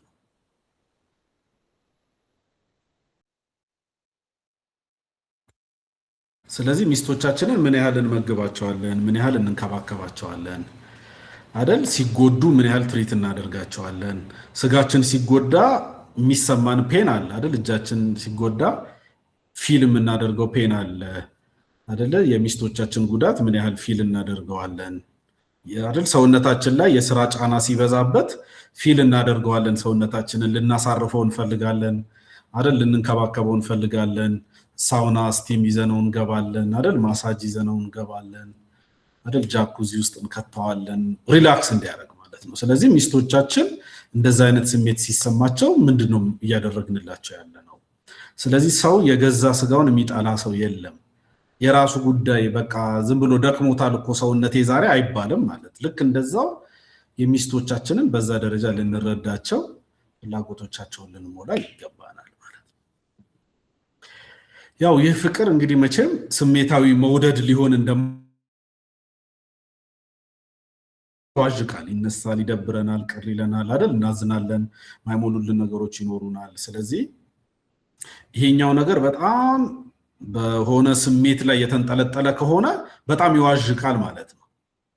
ዛሬ የወርቅ ሀብል ገዝተን ሰርፕራይዝ ለማድረግ የተጨነቅንላትን ልጅ ነገ እጃችንን ለመሰንዘር ይዳዳናል ማለት ነው። ስለዚህ አይደል ልቧን ሊሰብሩ በሚችሉ ቃላት ለመናገር ማንቸገር እንሆናለን ማለት ነው በጣም ስሜት ላይ ሲመሰረት ምክንያቱም ስላበሳጨችን ልክ ልኳን እንነግራታለን ማለት ነው ስለዚህ ሰውነታችን ምንም ያህል ቢቆሽሽ እንደምናጥበው እንደምናጸዳው እንደምናስተካክለው ሚስቶቻችንንም እንደዛው ልናደርጋቸው ይገባል ልንንከባከባቸው ልንጠብቃቸው ይገባል ማለት ነው ሐዋርያው ጳውሎስ ለፊልጵስዩሶች በጻፈው መልእክት ላይ ስለ ፍቅር ሲናገር በጣም እንደምታውቁት ያው ፊልጵስዩስ መጽሐፍ በጣም ደስ የሚል መጽሐፍ ነው ከመጽሐፍ ጳውሎስ ከጻፋቸው መልእክቶች በጣም ኢንስፓይሪንግ የሆነ መጽሐፍ ነው በጣም በብዙ የተመሰገኑ ናቸው የፊልጵስዩስ አማኞች እና የፊልጵስዩስ አማኞችን ሐዋርያው ጳውሎስ ከሚያመሰግናቸው አንደኛው ስለ ፍቅራቸው ነው የነሱ የእምነት ህይወት እንዴት የተመሰከረለት እንደሆነ ይናገራል በፍሬ እንዴት መሞላት እንዳለባቸው ይናገራልና ግን ስለነሱ ስለሚጸልይላቸው ነገር ሲናገር ደግሞ ስለዚህ ስላመሰገናቸው ፍቅር ይናገርና ይሄ ፍቅር ይላቸዋል በማስተዋልና በእውቀት እንዲያድግ ጸልይላቸዋለሁ ይላቸዋል በጣም የሆነት ጌታ በጣም ከመከራቸው ሰዎች መሐከል እኛ ብዬ በጣም ራሴን እንደድለኛ ቆጥራለሁ ብዙ ጊዜና ይሄኛውን ክፍል አንብበን እኔና ሰብሊ እጮኛ በነበርንበት ጊዜ 1 አመት ከ10 ወር አካባቢ አብረን ቆይተናል በእጮኝነት ከመጋባታችን በፊትና ተጋብተንም ብዙ ጊዜ ይሄኛውን ጸሎት ሁሉ ጊዜ እንጸልይ ነበር በተለይ ውጭ አብረን ምግብ ለመብላት ወይ ካፌ ስንገናኝ ነው የምናመሰግነው አብረን በመንጸልይባቸው ለብቻችን ስንሆን ሁሉ ጊዜ አንድ ላይ በሆነን ጊዜ ካፋችን ማይጠፋ ጸሎት ነበር እሷም ብትጸልይ እኔም ብጸልይ ጌታ ሆይ አሁን ያለንን ይሄን ኢሞሽናል ፍቅር ይሄ ሮማንቲክ የሆነ ፍቅራችንን በማስተዋልና በእውቀት አሳድግልን ብለን እንጸልያለን ስለዚህ ይሄ ሰውነትን እንደገዛ ስጋ መውደድ በማስተዋልና በእውቀት የተመሰረተ ነው ልላችሁ ነው ምንም ያህል የሰውነታችሁን ድካም ብታቁትም የስጋችሁን ጉድለት ብታቁትም አይደል የስጋችሁን መቆሸሽ ብታቁትም ተወዱታላችሁ ማለት ነው ኬር ለማድረግ በጣም ተወዱታላችሁ ማለት ነው ስለዚህ ትላንት እንዳልኳችሁ ትዳር ውስጥ ስንገባ ሰርፕራይዞቹ በጣም አይተን ማናቃቸው በጣም አስደናቂ ነገሮች አይደለም የሚገለጡት ትዳር ውስጥ የሚገለጡት ውጭ ሆነን ብዙ ያላየናቸው ነገሮች ናቸው እኔ እኮ ከመጋባታችን በፊት እንደዚህ መሆኗን ባቅ ኖሮ ሚሉ ሰዎች ገጥሞኝ ያውቃሉ ስገባ ነው እንጂ ያየሁት ውጭ ሆኛ አይቸው ቢሆን ኖሮ አልገባበትም ነበር ይላሉ ስለዚህ ምክንያቱም ውስጥ ሲገባ ብዙ ነገር ይታያል አይደል ቤታችን ጓዳችን ውስጥም አይደል ሰው ወደ ውስጥ በገባችሁ ቁጥር ነው ብዙ ችግር ያያያችሁ የምትሄዱት ስለዚህ እነዛን ችግሮች ያወቃችሁና እየተረዳችሁ በሄዳችሁም ጊዜ ልክ ለሰውነታችሁ እንደምታደርጉት ሰውነታችሁን እንደምትንከባከቡት እንደምትጠብቁት ሚስቶቻችሁን ልትንከባከቡ ልትጠብቁ ይገባል ነው ሐዋርያው ጳውሎስ ያለው ይህ ከመለኮታዊ ፍቅር የተቀዳ ፍቅር ነው በቃ ክርስቶስ እንደዛ ነው የወደደን እኛን የሌለ የሚመስለውን ነገር ወደ መኖር ማምጣት የሚችል ፍቅር ማለት ነው አይደለ ደስታውን ያያል የተባለው ስለ ክርስቶስ መስቀል ላይ ሲሞት እኮ አልነበርንም እኛ አይደል ደስታዎቹ እኛ ነን ይላል ሐዋርያው ያ ፍቅር በመስቀል ላይ ሲገለጥ ያ መውደድ ሲገለጥ ያልነበርነው ሰዎች ደስታዎችን ዛሬ ደግሞ ያየናል ማለት ዛሬ መጣን ማለት ነው ነገ ቤተክርስቲያን ሙሽሪት ቅድስት ንጽህት የፊት መጨማደድ የሌለባት ጉስቁልና የሌለባት ሆና በሙሽራዋ ቀኝ ትቆማለች ማለት ነው የክርስቶስ ደስታ ሙሉ ይሆናል ማለት ነው ምንድነው ያንን የፈጠረው ዱላን የፈጠረው ማስፈራራት ነው የፈጠረው አይደለም ፍቅር ነው የፈጠረው ስለዚህ ትዳራችን ውስጥ የሌለንንና እንዲኖረን የምንፈልገውን ህይወት አንዳንድ ጊዜ አይዲያል ነው የውሸት ነው የሚመስሉ ነገሮች ትዳራችሁ ውስጥ እንዲኖሩ ከፈለጋችሁ ይሄንን ፍቅር ኤክሰርሳይዝ ማድረግ ያስፈልጋል እኔ በጣም በድፍረት ነው የምናገረው እኔ እንደው ይሄንን ፍቅር ሙሉ በሙሉ ሆኜዋለሁ ብዬ ባላስብም ራሴን ግን በጣም ኮሚት አድርጌያለሁ በቃ በዚህ አይነት ፍቅር ለመኖር እጸልያለሁ በዚህ አይነት ፍቅር ለመኖር እዘምራለሁ ወይ ሰሞኑን ሼር አረጋችኋለሁ ገዛኸኝ ሙሴ በዚህ ጥቅስ ላይ ዘምሯል አይደል እንደወደድካት አንተ እስከ ሞት ቤተክርስቲያንን እንደወዳት እርዳኝ የትዳር አጋሬን ይላል እና ቁጥሮቹ ምናምን ያስደንቃሉ በጣም እሱ መዝሙር በጣም ስሰማው በጣም የጌታ መንፈስ ይነካኛል በጣም ህይወቴ ይታደሳል ትዳሬ ይታደሳል ለሚስቴ ያለኝ ኮሚትመንት ይታደሳል ስለዚህ አሁን ስኖር በእርግጠኝነት እኔ ሚስቴ ከድለኛ ሚስቶች መካከል ነችላለሁ አንዳንዴ በቃ አንድ መጨረሻ ላይ እነግራችኋለሁ እኔ ትዳሬን ቴስት ማድረገው ፎቶ ላይ እንዳያችሁት የኔ ልጆች ሴቶች ናቸው 4 ሴት ልጆች አሉ አሁን ስለ ልጆቼ ባሎች ጸልያለሁ እኔ አንዳንዴ ተንበርክ ጌታ ሆይ በቃ ለልጆቼ እንደው ባል ስጣቸው ብዬ ስጸልይ አይኔ ላይ የሚመጣው ማን እንደሆነ ታውቃላችሁ ዳጊ ነው የሚመጣው ነው አሁን ስጸልይ ለሚስቶቼ በቃ ልጆቼ እንደው እንደኔ አይነት ባል ብትሰጣቸው በቃ ማለት እኔ ለሰብሊ ማስበው ለሰብሊ ለመሆን የምፈልገውን ነገር አውቀዋለሁ ፊል አረጋዋለሁ ስለዚህ የኔ ልጆች እንደዛ አይነት ስሜት ያለው እንደዛ አይነት ኮሚትመንት ያለው ባል እንዲኖራቸው ፈልጋለሁ የእውነት እኔ እንደውም ሰው ትዳሩን መፈተሽ ያለበት እንደዛ ነው ስለሚስቶችም እናገራለሁ ያው የሚስቶች ኃላፊነት ላይ ስደርስ ለልጆቻችን ምንመኘው ባል ነን ወይ ለልጆቻችን ምንመኘው ሚስት ነን ወይ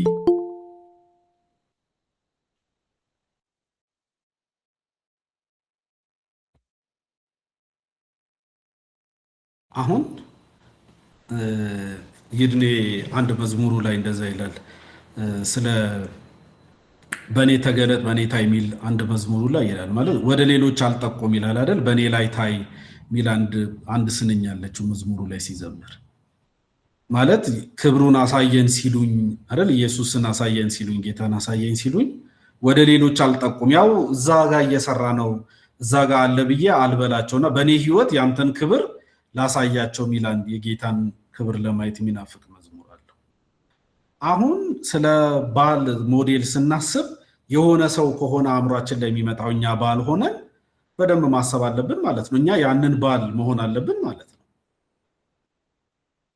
ለሴት ልጆቻችን ማንመኘው ባል ከሆነን እኛ ልክ አይደለንም ማለት ነው መስመራችን መታየት መፈተሽ አለበት ማለት ነው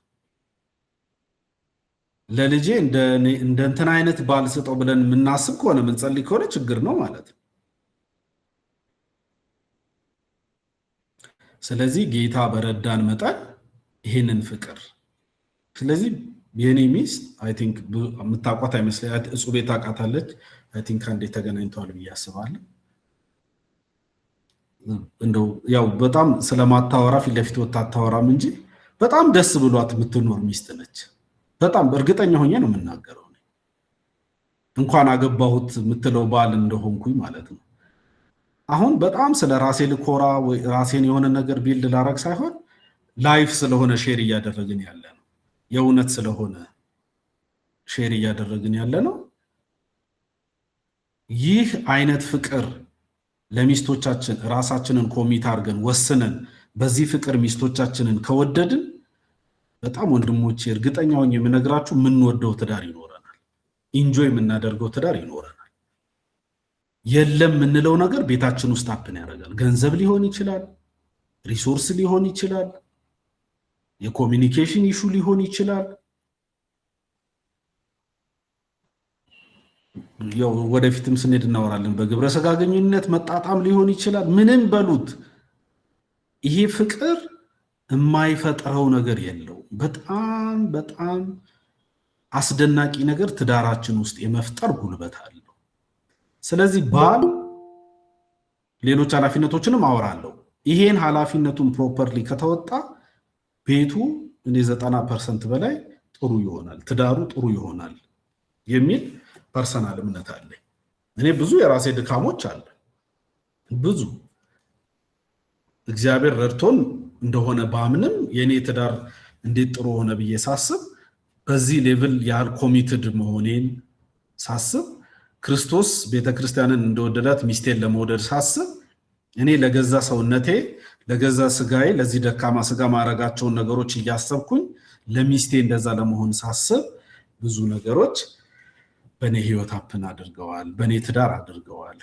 ስለዚህ ዛሬ በእርግጠኝነት እናገራለሁ ብዙ ጓደኞቼ እስቲ ስለ ዳጊ ትዳር ንገሩን አንዳንዶቹን ስለምታውቋቸው ብትሏቸው በእርግጠኝነት ጥሩ ነገር እንደሚነግሯችሁ እርግጠኛ ነኝ።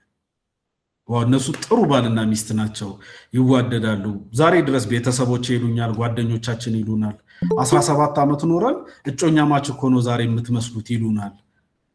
ፍሬሽ የሆነ በቃ በደንብ የሚታይ ፍልቅልቅ ያለ ትዳር በሪሌሽንሺፓችን ውስጥ አለ።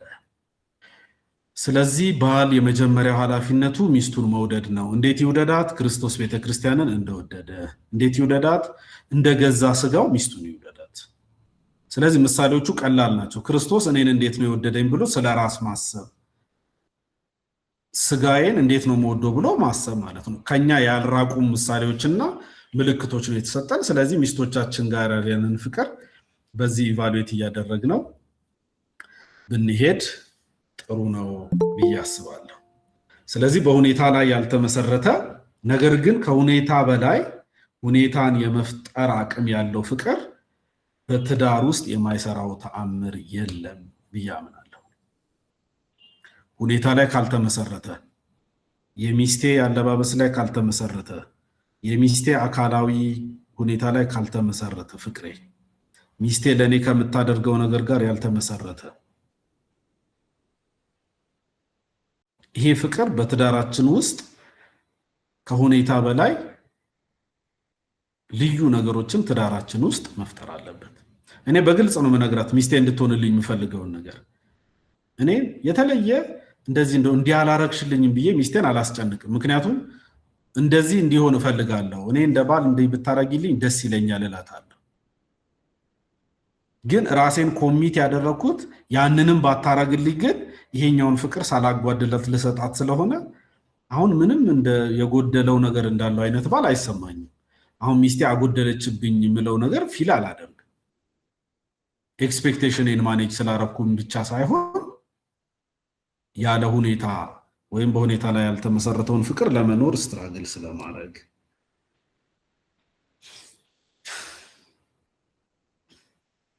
መቼም ሰዓታችን አይ ቲንክ ሄዷል ብዬ አስባለሁ። ትንሽ ለጥያቄም ጊዜ እንዲኖረን አደርጋለሁ። ግን በጣም ተጭኜ ስለሆነ ያወራሁት እቺን ደግሞ ራስ ቢያንስ ምንወዳትን ደግሞ ኃላፊነታችንን ትንሽ ነካ አድርጌ ከዛ የዛሬን ሐሳቤን አቆማለሁ። ሌሎቹን ኃላፊነቶች ላይ ደግሞ ስንደርስ እንደዚሁ እናወራለን።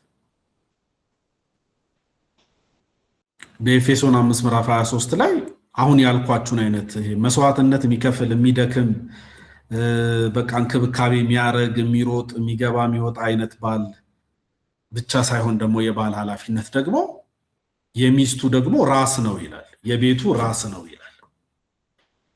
ስለዚህ ባል ይሄኛው ኃላፊነት ደግሞ ፊት ለፊት አለበት ማለት ነው። ሚስቱን መውደድ ብቻ ሳይሆን ደግሞ የሚስቱ ራስ ሆኖ የቤቱ ራስ ሆኖ ደግሞ መኖር ያስፈልገዋል። ይህ ራስነት ግን ምን አይነት ራስነት ነው? ያው ይሄንንም ክፍሉ በደንብ ግልጽ አድርጎ ስለሆነ የሚናገረው እሱንም በደንብ አብረን ማየት ያስፈልገናል። ክርስቶስ አካሉ ለሆነችውና አዳኟ ለሆናት ቤተክርስቲያን ራስ እንደሆነ ሁሉ ባልም የሚስቱ ራስ ነውና እንግዲህ ቤተክርስቲያን ለክርስቶስ እንደምትገዛ ሚስቶችም ለባሎቻቸው በማንኛውም ነገር እንደዚሁ መገዛት ይገባቸዋል ይላል። ያው የሴቶቹ ጋር ስንደርስ የሴቶቹን እናወራለን። ግን የኛ ባል ደግሞ ክርስቶስ ለቤተክርስቲያን እንደሆነ ሁሉ ደግሞ ራስ ሆኖ ቤቱን የሚመራ ሰው ነው ማለት ነው። ራስ የሚለው ቃል በብዛት በተለይ በአዲስ ኪዳን ውስጥ የተገለጠው መገኛ ምንጭ ከመሆን ጋር ተያይዞ ነው በብዛት የተገለጸው። ይሄ የአገልጋይነት የተንከባካቢነት ሚና የሚያጎላ ነገር ነው። በጣም ይሄ ገዢ የመሆንን ጌታ የመሆንን ነገር የሚያመላክት አይደለም። ስለዚህ ባል የቤቱ ራስ ነው ሲባል በጣም ፈላጭና ቆራጭ ሆኖ ይኖራል ማለት ሳይሆን ቤቱን እግዚአብሔር የሚፈልገው ቤት ሰው ሳይሆን እግዚአብሔር የሚፈልገውን ትዳር እንምራ አይደለ ብለን የጀመርነው። ስለዚህ ቤቱ ትዳሩ እግዚአብሔር በሚፈልገው መንገድ ላይ እንዲቆምለት በሚያደርግ ልክ ቤቱን ደግሞ መምራት ያስፈልገዋል ማለት ነው። ክርስቶስ ቤተክርስቲያንን እንደሚመራት ቤተክርስቲያን ውስጥ እንደሚሆን፣ ስለዚህ ባል በቤት ውስጥ ተሰሚ መሆን ያስፈልገዋል። ተሰሚ ሊሆን ይገባዋል። መሪ መሆን ይገባዋል። ስለዚህ ቤቱን በአግባቡ ማስተዳደር መምራት የሚችል መሆን ይገባዋል። ይሄንን ደግሞ እግዚአብሔር የሰጠው ኃላፊነቱ ነው። ስለዚህ ከክርስቶስ የምንማረው ሌላኛው ልክ ቤተክርስቲያንን ክርስቶስ እንደሚመራት ባል ደግሞ በቤት ውስጥ ደግሞ በዛ አውቶሪቲ የመመላለስ መብት አለው ማለት ነው።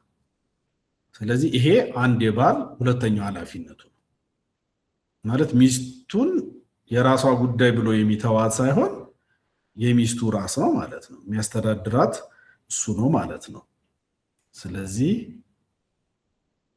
ክርስቶስ እንዳሳየን አይነት ሊደርሺፕ የአዲስ ኪዳን ሊደርሺፕ ብዙዎቻችሁ አገልጋይ ስለሆናችሁ ብታውቁት ሰርቫንት ሊደርሺፕ የሚባለው አይደለም። ሰርቭ እያደረገ እየተንከባከበ እሱ ወደሚፈልጋት ደረጃ ሞልድ እያደረገ እየቀረጻት እየሰራት የማድረስ ነው። ስለዚህ ባል ሚስቱን እንደዛ ሊመራት ይገባል ማለት ነው። እንደዛ ሊይዛት ይገባል ማለት ነው። ሰርቭ እያደረጋት እየተንከባከባት ማድረግ ያስፈልገዋል ማለት ነው። ስለዚህ ለዛሬ አይ ቲንክ እዚህ ጋር ላቁምና ሌሎቹን እንግዲህ ነገሮች ደግሞ ነገ ላይ አንስተን ፈጠን ማለት ፈልጋለሁ። ያው በዓሎች ላይ በጣም ጠንከር ብዬ ጊዜ ወሰድኩት የመጀመሪያው ዋናና አንከር ነው ብዬ ስላሰብኩኝ ነው። ብዙ ነገር የሚይ ስለሆነ ነው። ከዚህ በኋላ ያሉት ሌሎቹ ላይ ግን ፈጠን ብዬ አነሳለሁ ማለት ነው። ወይም አንድ ሁለት ልውረድና ስንት ደቂቃ አለ? ጥያቄ ግን እያዛለ እኮ ወደ ጥያቄ እንሂድ። ስንት ደቂቃ ነው ያለን? አሁን ወደ 35 ምናምን ደቂቃ አለን። ጥያቄ 40 ደቂቃ አካባቢ ያለት ከተኩል ሂድና ትምህርቱን ዳጊ ከዛ ከተኩል በኋላ ጥያቄ እናደርጋለን።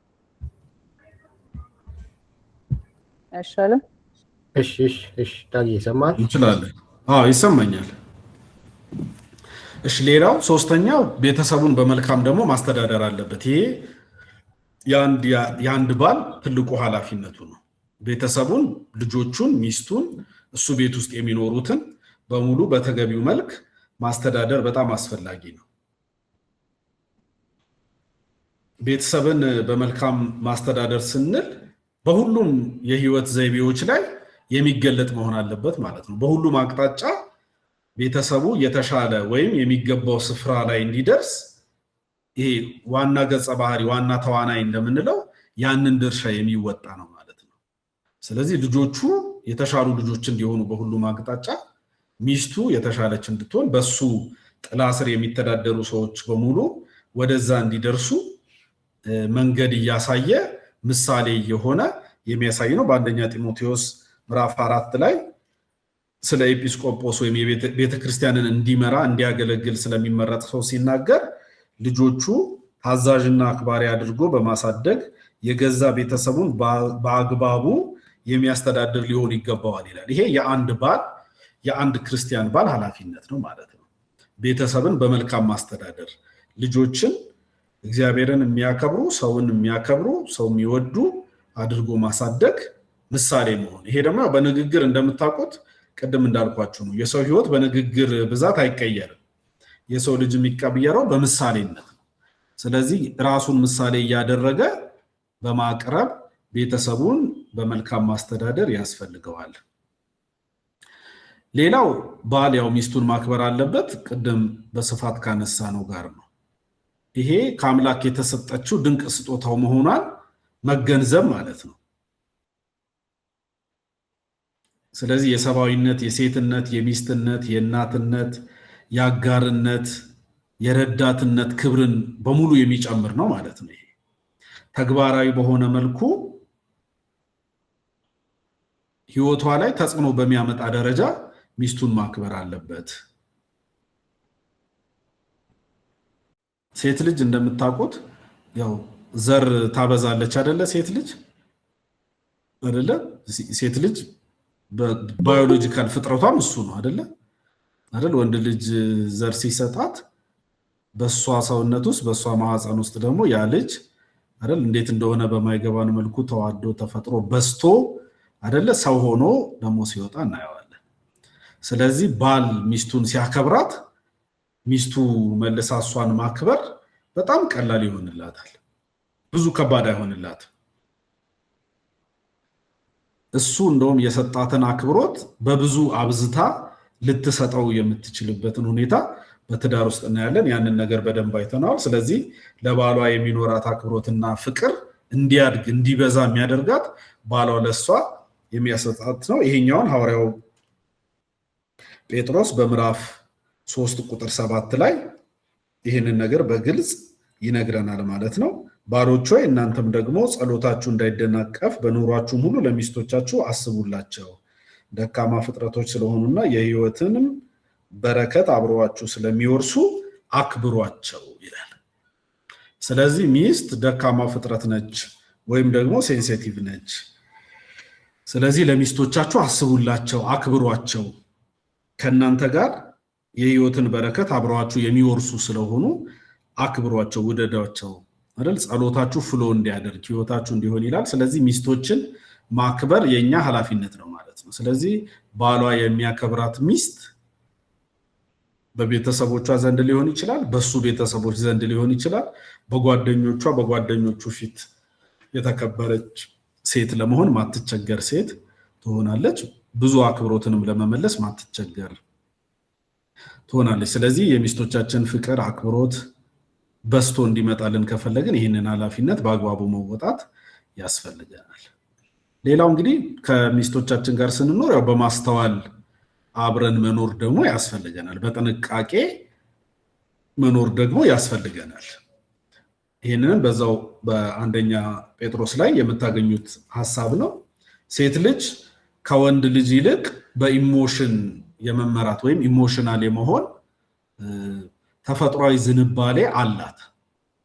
ቶሎ ወደ ስሜቷ ለመሄድ ያው የሊደርሺፕ ትሬኒንግ ስላልሆነ አላነሳም። ብዙ ጊዜ እንግዲህ መጽሐፍ ቅዱስ ስለ ዋና ሊደርሺፕነት ወይም ዋና መሪ ስለመሆን ሲናገር ቤት ውስጥም ጨምሮ ማለት ነው ሴቶችን ያዝ የሚያደርጋቸው ለዛ ነው ማለት ሊደርሺፕ ፕሪንሲፕል ስለሚፈልግ ከስሜት ይልቅ ከኢሞሽን ይልቅ ስለሚፈልግ ነው። ስለዚህ ሴቶች በተፈጥሯቸው ወደ ስሜታቸው ያደሉ ስለሚሆኑ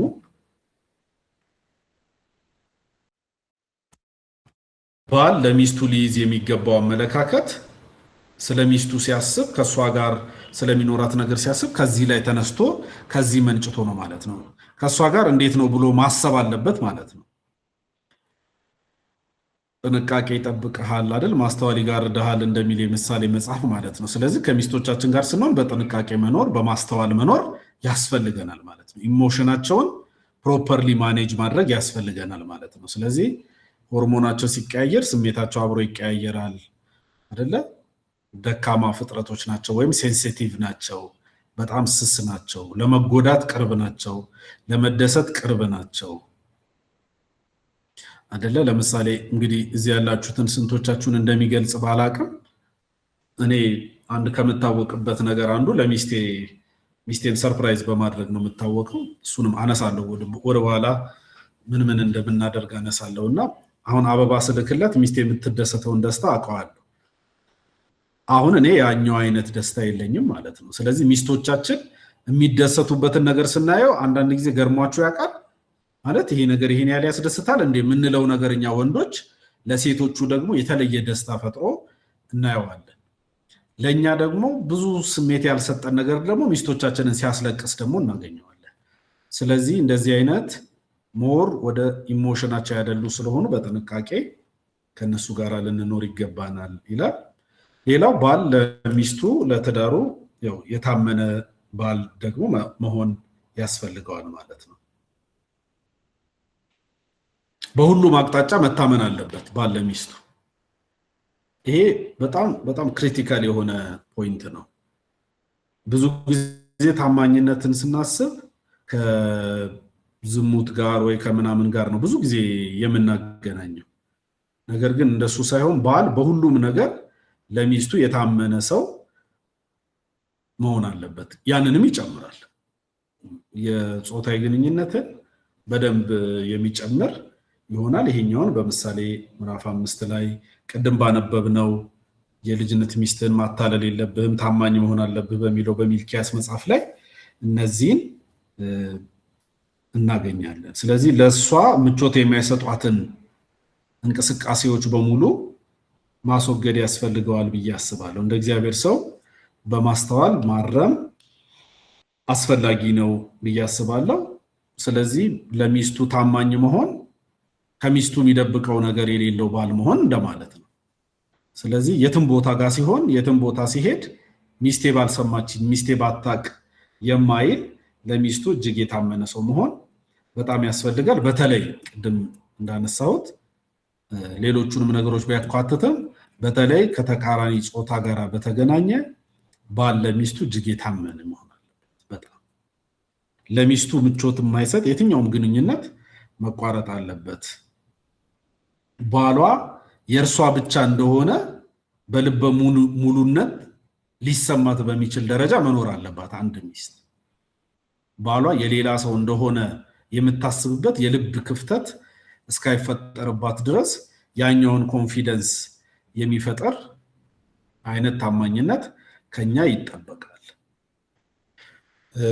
ስለዚህ ለአሁን ለዛሬ እዚህ ላይ እናብቃና ጥያቄ ካለ ወደ እናንተ ልስማ። ስለዚህ የባሎችን ኃላፊነት በአጠቃላይ በዚህ ደረጃ ጨርሰናል። ስለዚህ ወደ ሚስቶች ኃላፊነት ነገ ደግሞ ገብተን ከሚስቶች ኃላፊነት እናነሳለን። የሚስቶች ኃላፊነት ላይ በዛሬው ደረጃ ባልጠነክርም ያው ጠንከር ብዬ ደግሞ እናገራለሁ። በጣም መሰረታዊ ነገርም ስለሆነ ጌታ ይባርካችሁ። ለጥያቄ ክፍት ሆኗል መድረኩ። እሺ ጌታ ይባርካችሁ። ምናልባት ትናንትና ያደረ ጥያቄ አለ ከሷን ጀምርና ወደ ዛሬ ጥያቄ እንመጣለን ማለት ነው። ትናንትና ቶሎ የማናትሽቷ ከገባች ፕሊስ እሷን ልታቀርብ እናርጋት። ማናት?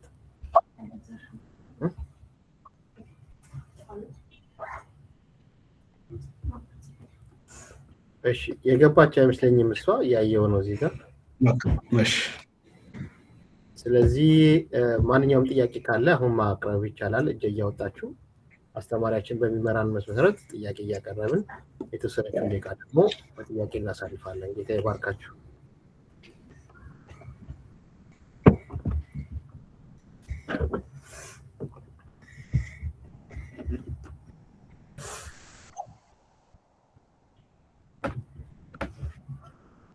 ጥያቄ ማውጣት ትችላላችሁ። ጥያቄ መጠየቅ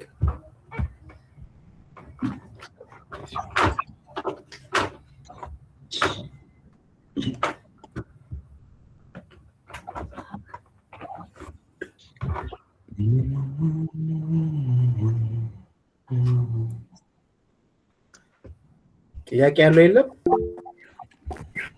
እሺ አንድ ሰው አውጥቷል። ዮኒ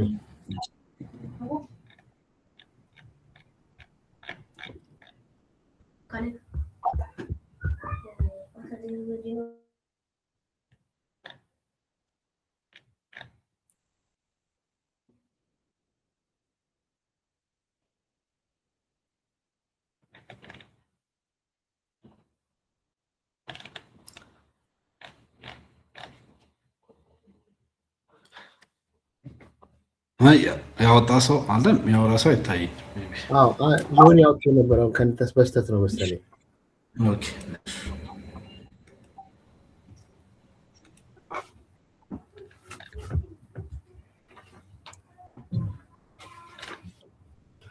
ያው እህቶች አይኖራቸውም ዛሬ ሚስቶች ብዬ ተስፋ አደርጋለሁ። ደስታ ብቻ ነው ዛሬ የሚኖረው እነሱ።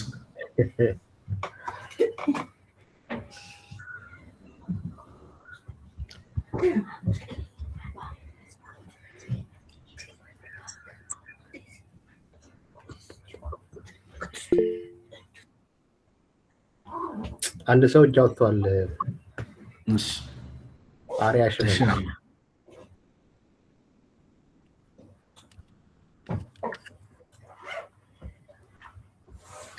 መቀጠል ይችላል አሪያ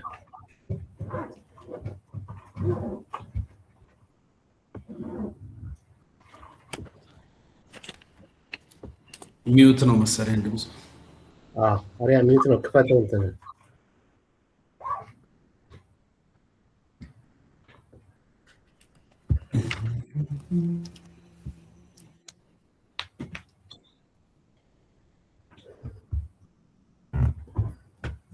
አሪያ እንሰማለን ክፈተው ሚውትን ክፈተው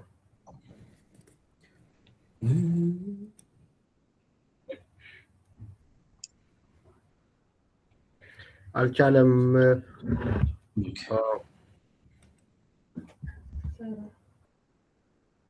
እንዲያለው ሌላ ሰው ያወጣለ አሪያ እስኪ ያሪያ ሲስተካከል ድረስ ሳራ ዊሊያም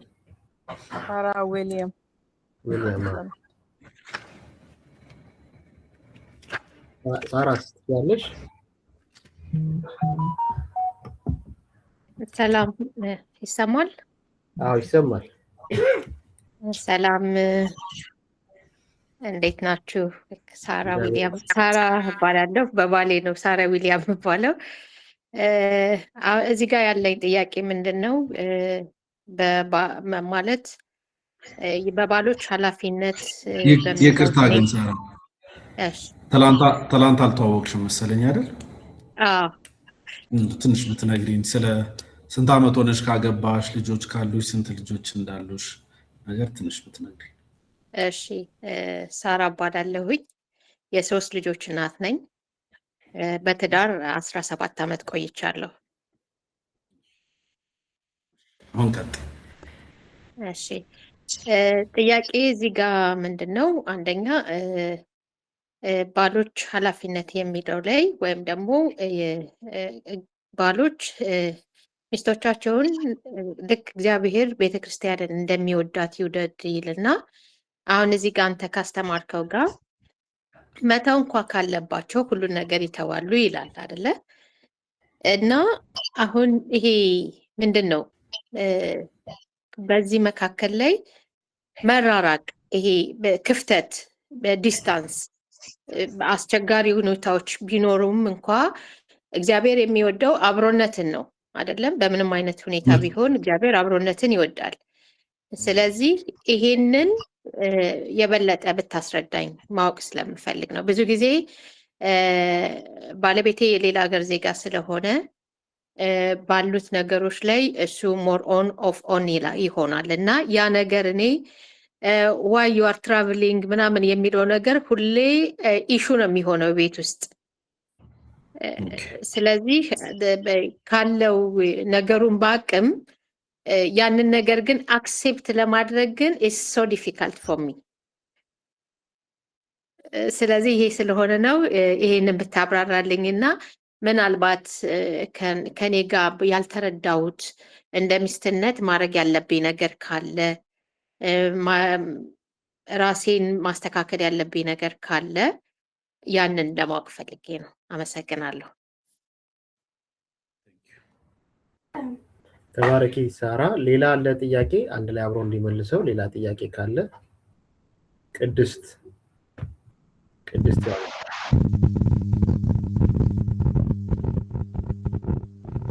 ቅድስት ያይሰማ ዲስቶርሽን አለ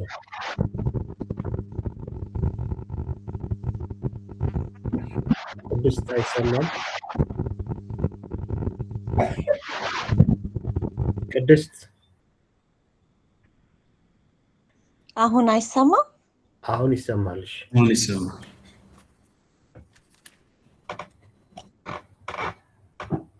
አይሰማም አሁን ይሰማል ቀስቀጥ አሁን ይሰማል ቅድስት አይሰማም ይሰማል ቅድስት ይሰማል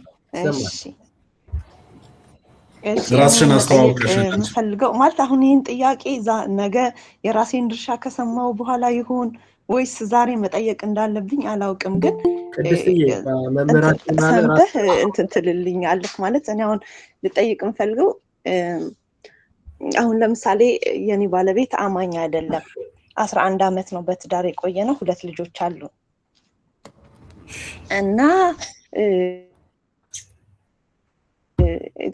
እኔ ደግሞ ጌታን ካገኘው 6 ዓመት ሆኖኛል እና ግማሹን ዓመት በአሪፍ ላይፍ በሚባል ያሳለፍነው፣ ግማሹን ደግሞ ያው እኔ ጌታን ካገኘው በኋላ ያው ከሃይማኖቱም ከምንም በተነሳ ያን ጥሩ እንትን የለውም ማለት ነው። እና ምንድነው እኔ አሁን መጠየቅ የምፈልገው አሁን እንደኔም አማኝ ያልሆኑ የትዳር አጋር ያላቸው ይኖራሉ እና እንዴት ነው መኖር ያለብን? እሱ አሁን እዚህ ጋር አንተ አሁን የራስን ተሞክሮ ነግረህናል እና ጌታ ረድቶ መጽሐፍ ቅዱስም ስለምታውቅ መንፈስ ቅዱስም እየረዳ አብራችሁ የጸሎት ህይወት ምናምን ስላላችሁ ትዳሩን እንትን ለማለት አቅም ታገኛላችሁ ማለት ነው። እና እንዴት ነው ሁለት የተለያየ ሃይማኖት ያላችሁ ሰዎች ትዳራቸውን እንትን የሚሉት? እሱን መጠየቅ ፈልጌ ነው። ተባረኪ ቅድስትሽ። እናወራለን። ዳግምዬ ሶስቱን እንመልስ እንችላለን።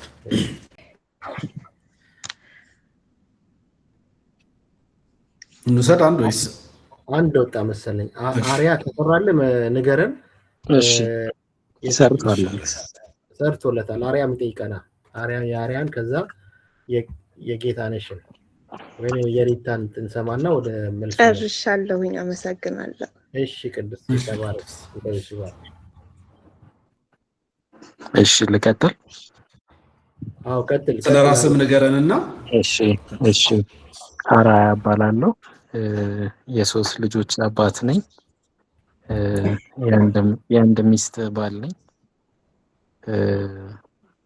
ጥያቄ ምንድነው? ስንት ዓመት ቆያችሁ በትዳር? 13 ዓመት። ቅድም ስትናገር ረጅም ጊዜ በትዳር የቆዩ ሰዎች ሁልጊዜ ሮማንቲክ የሆነ ላይፍ እያሳለፉ እንዳለ ተናገርክና ኢቭን ሰዎች አዲስ የተጋባችሁ ትመስላላችሁ አይነት ነገር ኮሜንት ይቀበላሉና ቀኖች በሄዱ ቁጥር ማለት 10 ዓመት 20 ዓመት እያለ ሲሄድ በትዳር ውስጥ ሪሊ ፍቅር ኢሞሽኑ በዛ ልክ እየቀጠለ ነው የሚመጣው ወይስ ፍቅር የሚባለው ነገር በተግባር የሚገለጥ ነገር ነው? ሞር እንዴት ነው የሚታየው? ኢሞሽኑ እየቀነሰ ከመጣ ምናልባት የፍቅሩን ነገር ትዳር ውስጥ አለ ወይ የሚለው ነገር መፈተሽ ይኖርበት ይሆን ወይ የሚል ጥያቄ ስላለኝ ነው። ቴንክ ዩ።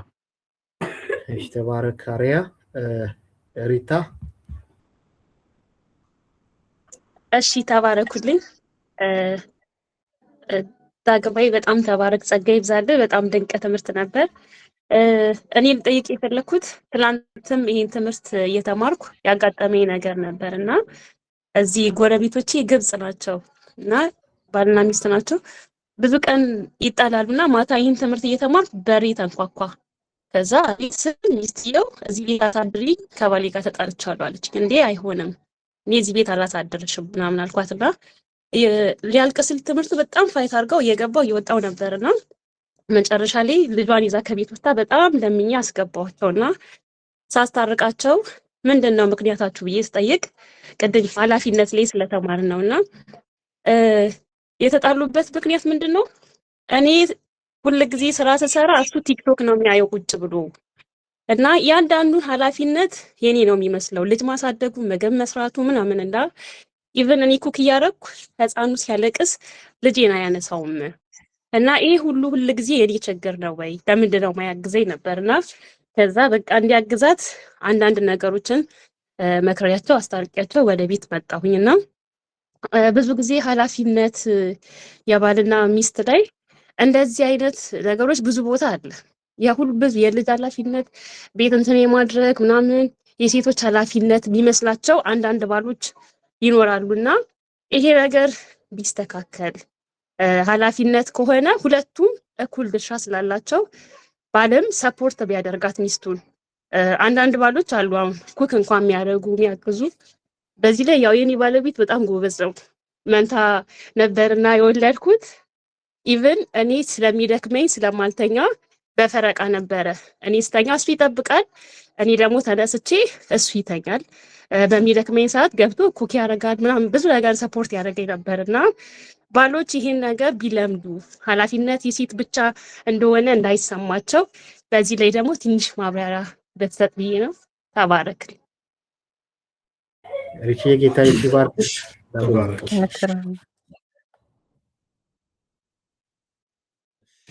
የሳራ ካለሽ የሳራ ባለቤት በጌታ ነው ባለቤት ፎሬነር ነው አይደል ያልሽን እንጂ በጌታ የሆነ አማኝ ነው? አዎ ፓስተር ነው። እሺ ተባረኩ። ቴንክ ዩ። ያው ጥሩ ጥያቄዎች ናቸው። ከወንድ እንግዲህ የመጣ አንድ ጥያቄ ነው። ዛሬ ወንዶች ነበሩ ብዙ ይጠይቃሉ ብዬ ማስበው። ምክንያቱም ያው እንዲህ አይነት ትምህርቶች እንዳልኳችሁ ትኩረቱን መሆን ያለበት ወንዶቹ ጋር ስለሆነ ጥያቄ መፈጠር ያለበት ወንዶቹ ጋር ነው። ምክንያቱም ይሄንን ነገር አረገዋለሁ ወይስ አላረገውም ነው ጥያቄው። ማለት ትዳር ያው ቀላል ነገር አይደለም። የእውነት ማለት ህይወታችንን የሰጠንለት ነገር ነውና በደንብ እንትን ማድረግ ይፈልጋል። ትንሽ እንግዲህ በተወሰነ መልኩ ሊሄድ በምችለው ያህል ልሄዳለሁ። የመጀመሪያ እንግዲህ ሳራ ያነሳችው ጥያቄ ነው። ቅድም ካነበብነውም ክፍል ተነስተን በመሃል ያንን ባልና ሚስት በተቻለ ያህል አብረው ሊኖሩ እንደሚገባቸው መጽሐፍ ቅዱስ ያስተምራል። ትዳር ውስጥ እንደው እንዳጠቃላይ ነገር በጣም እንድትይዙት የምፈልገው ኮሚኒኬሽን ላይ በተለይ እናነሳለን ብዬ ያሰብኩት ቶፒክ ነው። በደንብ እናነሳለን። ያኔም ትዳር በጣም የግልና ዩኒክ እንደሆነ ሁልጊዜ ማሰብ ያስፈልጋል። ማለት አሁን የኔ ቤት ትዳር ጉዳይ ሳወራ የኛ ቤት የሚመራበት መንገድ ፕሪንሲፕሉ ነው እንጂ አንድ አይነት የሚሆነው የምናደርጋቸው ነገሮችና የምንሆናቸው ነገሮች ደግሞ እንደየኮንቴክስታችን በጣም ይለያያሉ። ስለዚህ አሁን ስናወራ አጠቃላይ ስለሆኑ ፕሪንሲፕሎች እንጂ ስፔሲፊክ ስለሆኑ ጉዳዮች ላይሆን ይችላል የምናወራው። የኛ ቤት ጉዳይ እኛ ቤታችን ውስጥ የምንኖርበት መንገድ። ምክንያቱም አሁን ትዳር ውስጥ እኮ ሁልጊዜ የሚገጥመን አሁን ሳራ በተለይ በደንብ አንደርስታንድ ታደርገናለች።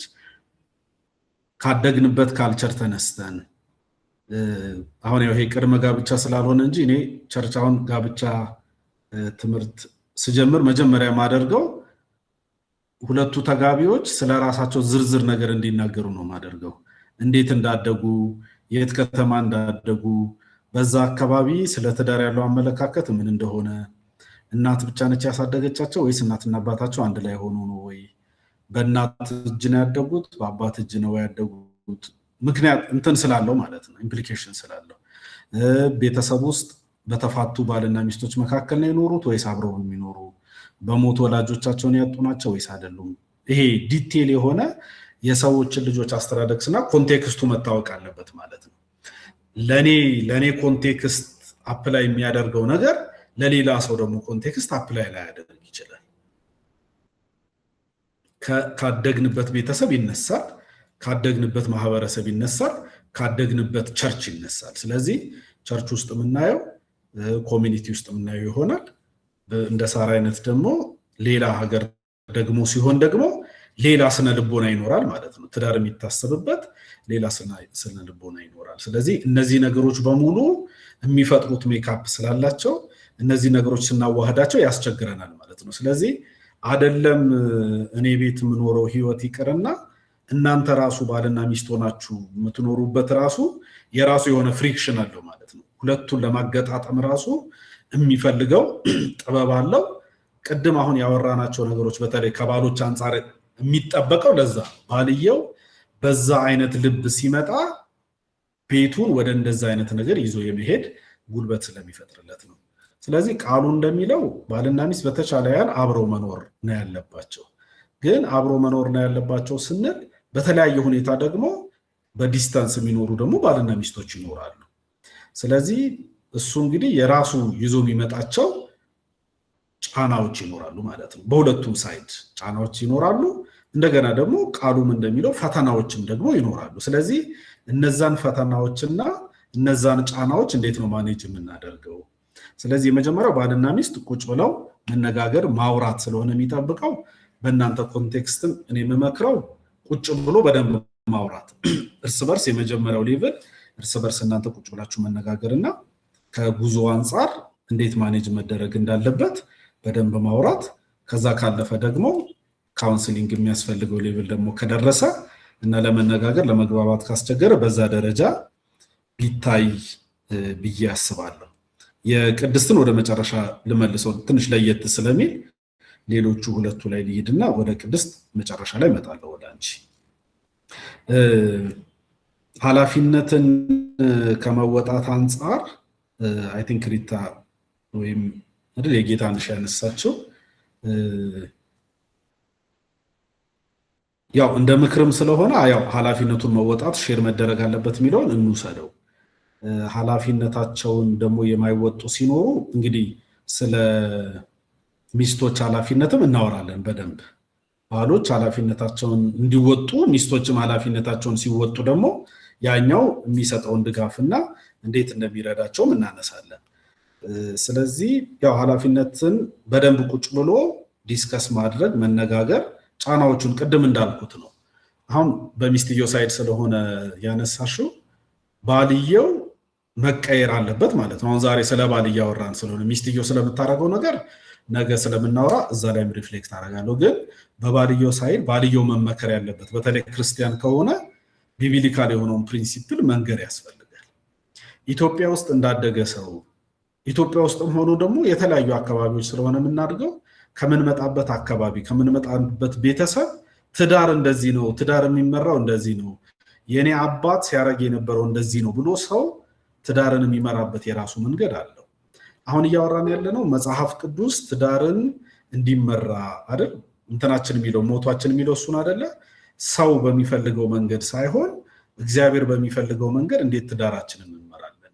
አሁን መነጋገር ያለብን እግዚአብሔር የእውነት የሚፈልገው ይሄንን ነው ወይ ሚለውን ነው መነጋገር የሚያስፈልገን። ስለዚህ ሮላችንንም በሚመለከት በዛ ደረጃ ነው ማሰብ የሚያስፈልገን ማለት ነው። ስለዚህ ክርስቲያኖች ከሆኑ ባልየውን በዛ መልኩ መምከር መንገር ያስፈልጋል ማለት ነው። ግን እንዳልኩት እንደ ፕሪንሲፕል እንደ አቋም ደግሞ አንዳንድ ሰዎች የቤት ውስጥ ስራ መስራት የኪችን ስራ መስራት ልጅ መንከባከብ የሚስት ነው የኔ አይደለም ይላሉ። አይደለም መጽሐፍ ቅዱስ እንደዛም አያስተምርም። ቅድም ደግሞ ባወራሁት ልብ የሚኖር ባል ደግሞ ከዚህ ያለፈ ነገር ነው የሚያደርገው ማለት ነው። ማለት ዕቃ ማጠብ ልጅ ማጠብ ምናምን አይደለም እኮ ማለት ሚስቱን ማገዝ ማብሰል አይደል መሸከም ምናምን ሳይሆን አሁን መስዋዕት እንዲሆን እኮ ነው ባልየውን እየጠየቅ ነው ያለ ነው አይደል። ለሚስትህ መስዋዕት ለመሆን ተዘጋጅ ነው እያልን ያለ ነው አይደል። ሰውነቱ ሲቆሽሽ አይደል ሰውነቱን እንደሚንከባከበው ሲርበው እኮ ቁጭ ብሎ አጉርሱኝ ይላል እንዴ አይልም እኮ አይደል። ሰውነት ሲርበው ምግብ ይምጣልኝና እዚሁ ልብላ አይልም እኮ ተንቀሳቅሶ ሄዶ ይበላል አይደል። ልክ እንደዛ ሙቭ ማድረግ አለበት መንቀሳቀስ አለበት። ይሄኛውን እንደ ክርስቲያን ባል ያንን ማድረግ ያስፈልገናል። አራያ ጋር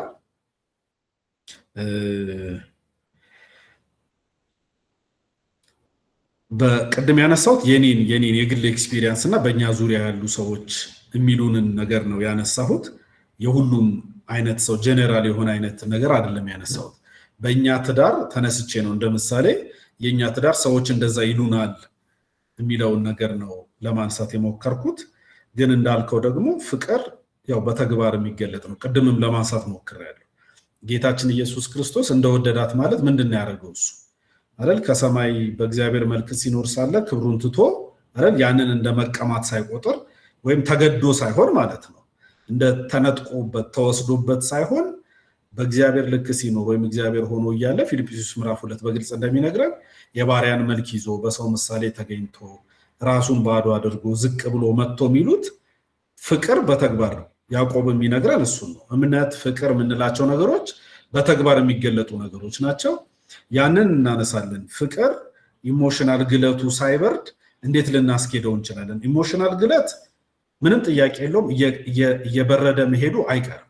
ምንም ይሄ ተፈጥሯዊ ስለሆነ ማለት ነው። ለምሳሌ ለፍቅር ብቻ ሳይሆን ለብዙ ነገር መጀመሪያ ነገሩን እስክናገኘውና የኛ እስኪሆን ድረስ የሚኖረን ኢሞሽናል ግለት ነገሩ የኛ ከሆነ በኋላ አይኖረንም የትኛውም ነገር ላይ ማለት ግዑዝ ነገር ይሁን ቤት በሉት መኪና በሉት ስራ በሉት አይደል በቃ የመጨረሻ የህይወት ሌላ ነገር አልፈልግም ይሄን ካገኘው ምንላቸው አንዳንድ ነገሮች አሉ ስናገኛቸው ግን ተራ ይሆናሉ አሁን በባልና ሚስት መካከልም ያ መጀመሪያ የነበረው ኢሞሽናል አታችመንት የበፊቱ አይነት ግለቱ ላይኖር ይችላል ከብዙ ነገር አንፃር ማለት ነው አንደኛ እርግጠኛ ስንሆን ራሱ ስናርፍ የኛ እንደሆነ ወይም የኛ እንደሆነች ስናቅ በራሱ የሚቀንስ አይነት ጉጉት አለ ተፈጥሯዊ ሆነ ማለት ነው ዳውን የሚያረግ የሚወርድ አለ ቅድም ባወራናቸው ምክንያቶች ሰዎችን እያወቅናቸው ስንሄድ ድካማቸውን ስናይ ጉድለታቸውን ስናይ እንደዚሁ ኢሞሽናችን እየሆነ ይሄዳል እድሜያችን ሲጨምር ሆርሞናል ቼንጆች ስናመጣ ሴቶች ላይ በተለይ ከመውለድ ጋር ተያይዞ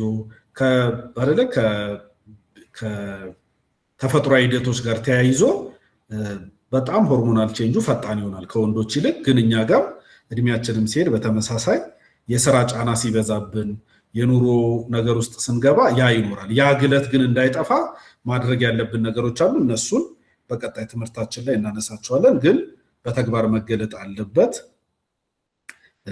ኢሞሽኑን ሜንቴን አድርገን ሮማንሱን ሮማንቲክ ሆነን ሜንቴን አድርገን መሄድ ያስፈልገናል ብዬ አስባለሁ ቅድስት ጋር ስንመጣ ያው አንደኛ ቆሮንቶስ ላይ ያለውን ክፍል ነው ለቅድስት ማንበብ የምፈልገው ቅድስት እየሰማሽኝ ነው አይደል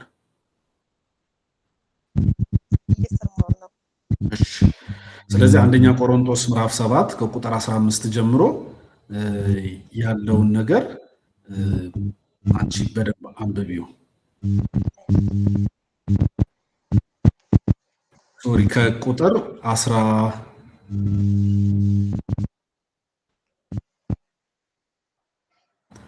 13 ጀምሮ ማለት ነው ከቁጥር 12 ጀምሮ እንደዚህ ይላል ለሌሎች ደግሞ እንዲህ ይላለው ይህንንም የሚለው እኔ እንጂ ጌታ አይደለም ይልና ያላመነች ሚስት ያለው ወንድም ቢኖርና ሚስቱ አብራው ለመኖር የምትፈቅድ ከሆነ ሊፈታት አይገባም ያላመነ ባል ያላት ሴት ብትኖርና እርሱም አብሯት ለመኖር የሚፈቅድ ከሆነ ልትፈታው አይገባትም ያላመነ ባል በሚስቱ ተቀድሷልና ያላመነች ሚስት በሚያምን ባሏ ተቀድሳለች አለዚያማ ልጆቻቸው ርኩሳን በሆኑ ነበር አሁን ግን የተቀደሱ ናቸው ነገር ግን የማያምነው ወገን መለየት ከፈለገ ይለይ አንድ ወንድም ወይም እህት በዚህ ሁኔታ የታሰሩ አይደሉም እግዚአብሔር የጠራን በሰላም እንድንኖር ነው አንቺ ሴት ባልሽን ታድኚው እንደሆነ ምን ታውቂያለሽ ወይስ አንተ ሰው ሚስትህን ታድናት እንደሆነ ምን ታውቃለህ ይላል ይሄ ሐዋርያው ጳውሎስ በአንደኛ ቆሮንቶስ ላይ ያው ስለ ትዳር ስለ ፍቺ ጠንካራ ነገሮች የተናገረበት ቅድም ለብዙ ነገሮች ስንጠቅስ የነበረበት እንግዲህ ያንቺ አጋጣሚ ሁለታችሁም ስትጋቡ በጌታ አልነበራችሁም አንቺ ደግሞ እንግዲህ መሀል ላይ ጌታን አግኝተሻል ስለዚህ ፕሪንሲፕሉ አሁን ባነበብኩልሽ ልክ ነው ማለት ነው የሚሄደው አንቺ የክርስቶስን ህይወት አንቺ የገባሽን አንቺ ያገኘሽውን ህይወት ያው ስለ ሚስት ኃላፊነት ስናነሳ የሴቶችን እንደ ሚስት የሚመለከቱሽን ስለማነሳ በዛ ውስጥም የተወሰኑ ድርሶችን ታገኛለሽ ግን ባልሽ ወደ ጌታ እንዲመጣ ምክንያት የምትሆኚው አንቺ ነሽ ማለት ነው ብዙ ክፍሎች አሉ አንደኛ ጴጥሮስ ምዕራፍ 3ንም እንደዚሁ ብታነቢው ጥሩ ነው ብዬ አስባለሁ በተለይ ምሳሌ ሆኖ ስለመኖር በጣም ማየት ያስፈልጋል ቸርች አካባቢ የሚያሉ ሰዎች ይረዱሻል ብዬ አስባለሁ በተለይ ብዙ ጊዜ ያላመኑ ሰዎች በሚሆኑበት ጊዜ ቀደምም ስለ ሃይማኖት ልዩነቶችም ስላነሳሽ የሚኖሩሽ ከቸርች ጋር የሚኖሩሽ ኢንጌጅመንቶች ላይ ከቅዱሳን ጋር የሚኖሩሽ ኢንጌጅመንቶች ላይ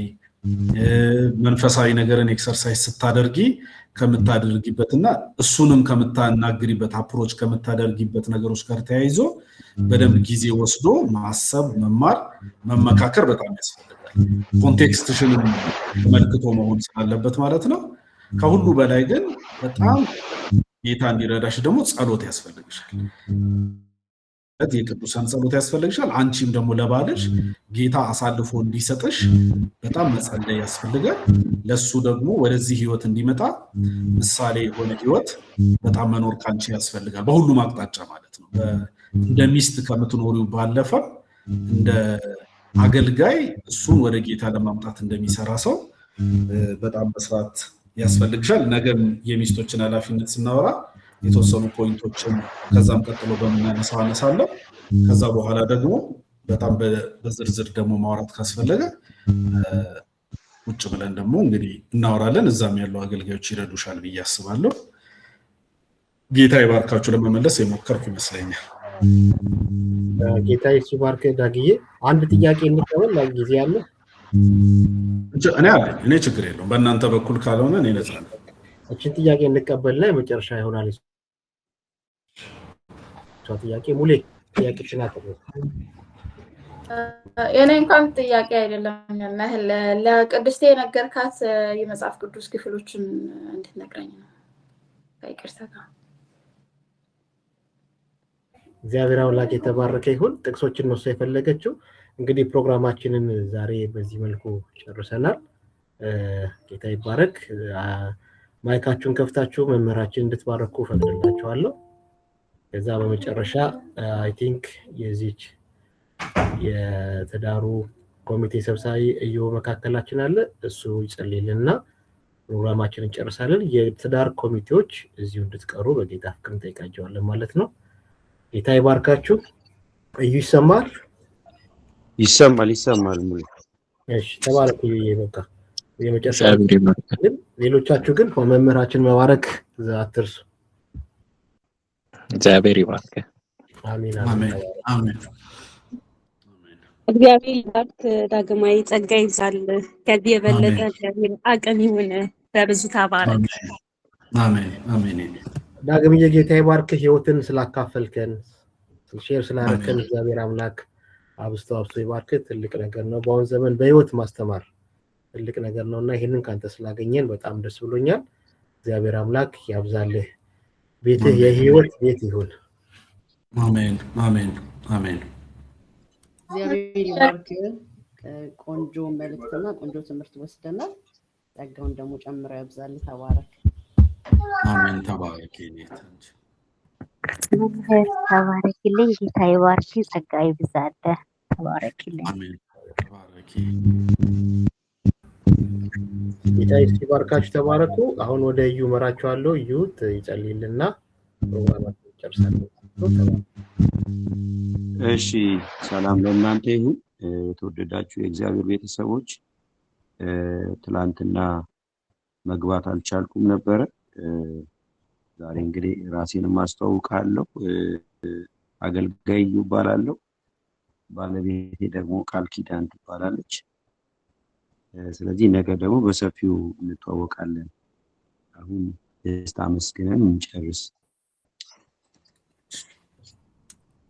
ቅዱስና የዘላለም አምላክ እግዚአብሔር ሆይ በጌታ በኢየሱስ ክርስቶስ ስም ስለዚች ምሽት እናመሰግናለን። እግዚአብሔር አምላክ ሆይ ኢየሱስ ስም በዚች ምድር ላለን ቅዱሳን ደግሞ ስላዘጋጀህልን ድግስ በጌታ በኢየሱስ ስም እንባርካለን። ስለ ወንድማችን ስለ ዳግማዊ ደግሞ ስለ ባለቤቱ ስለ ቤተሰቡ እግዚአብሔር አምላክ ሆይ ከሱ የተቆረሰ ህይወትን እግዚአብሔር ሆይ መካፈል ስለቻለን አባት ሆይ በኢየሱስ ስም እሱና ቤቱ የተባረከ እንዲሆን ጸልያለሁ። አሜን። እግዚአብሔር ሆይ ሰላሙ የበዛ እንዲሆን የተትረፈረፈ እንዲሆን በኢየሱስ ስም ጸልያለሁ። ደግሞ በዚህ ስፍራ ላይ ደግሞ ከቃሉ ማዕድ የተካፈሉ ሁሉ ባለትዳሮች ቢሆኑ በመንገድ ላይ ያሉ እህቶች ወንድሞች ቢኖሩ በጌታ በኢየሱስ ክርስቶስ ስም ለህይወት እንዲሆንልን ለጥቅም እንዲሆንልን በጌታ በኢየሱስ ስም ጸልያለሁ። ክብር ሁሉ ለስም ይሁን። አትርፈን የምንወጣበት ፕሮግራም ስለሚሆን የምንጠቀምበት ፕሮግራም ስለሚሆን የምንጽናናበት የምንበረታበት የምንጸናበት ነጋችንን የምንሰራበት እግዚአብሔር አምላክ ሆይ ማዕድ ስላዘጋጀልን በኢየሱስ ስም እንባርካለን። ደግሞ እግዚአብሔር ከፊት ለፊት ያሉትን ቀናቶቻችንን ሁሉ በጌታ በኢየሱስ ስም የተዋጀ እንዲሆን አንተ የምትከብርበት ጥንዶች የሚጠቀሙበት ሊያገቡ የተዘጋጁ ደግሞ የሚያተርፉበት እንዲሆን በኢየሱስ ስም ጸልያለሁ። አሜን። እግዚአብሔር አምላክ ሆይ ቀሪው ጊዜያችንን ሁሉ ለአንተ አሳልፈን እንሰጣለን በጌታ በኢየሱስ ክርስቶስ ያው ስም አሜን። አሜን። ጌታ ይባርካችሁ። ዳግምዬ ነገ እንገናኛለን በተመሳሳይ ሰዓት። አሪያ አትጥፋ። ተባረክ። አሜን። ጌታ ይባርክ።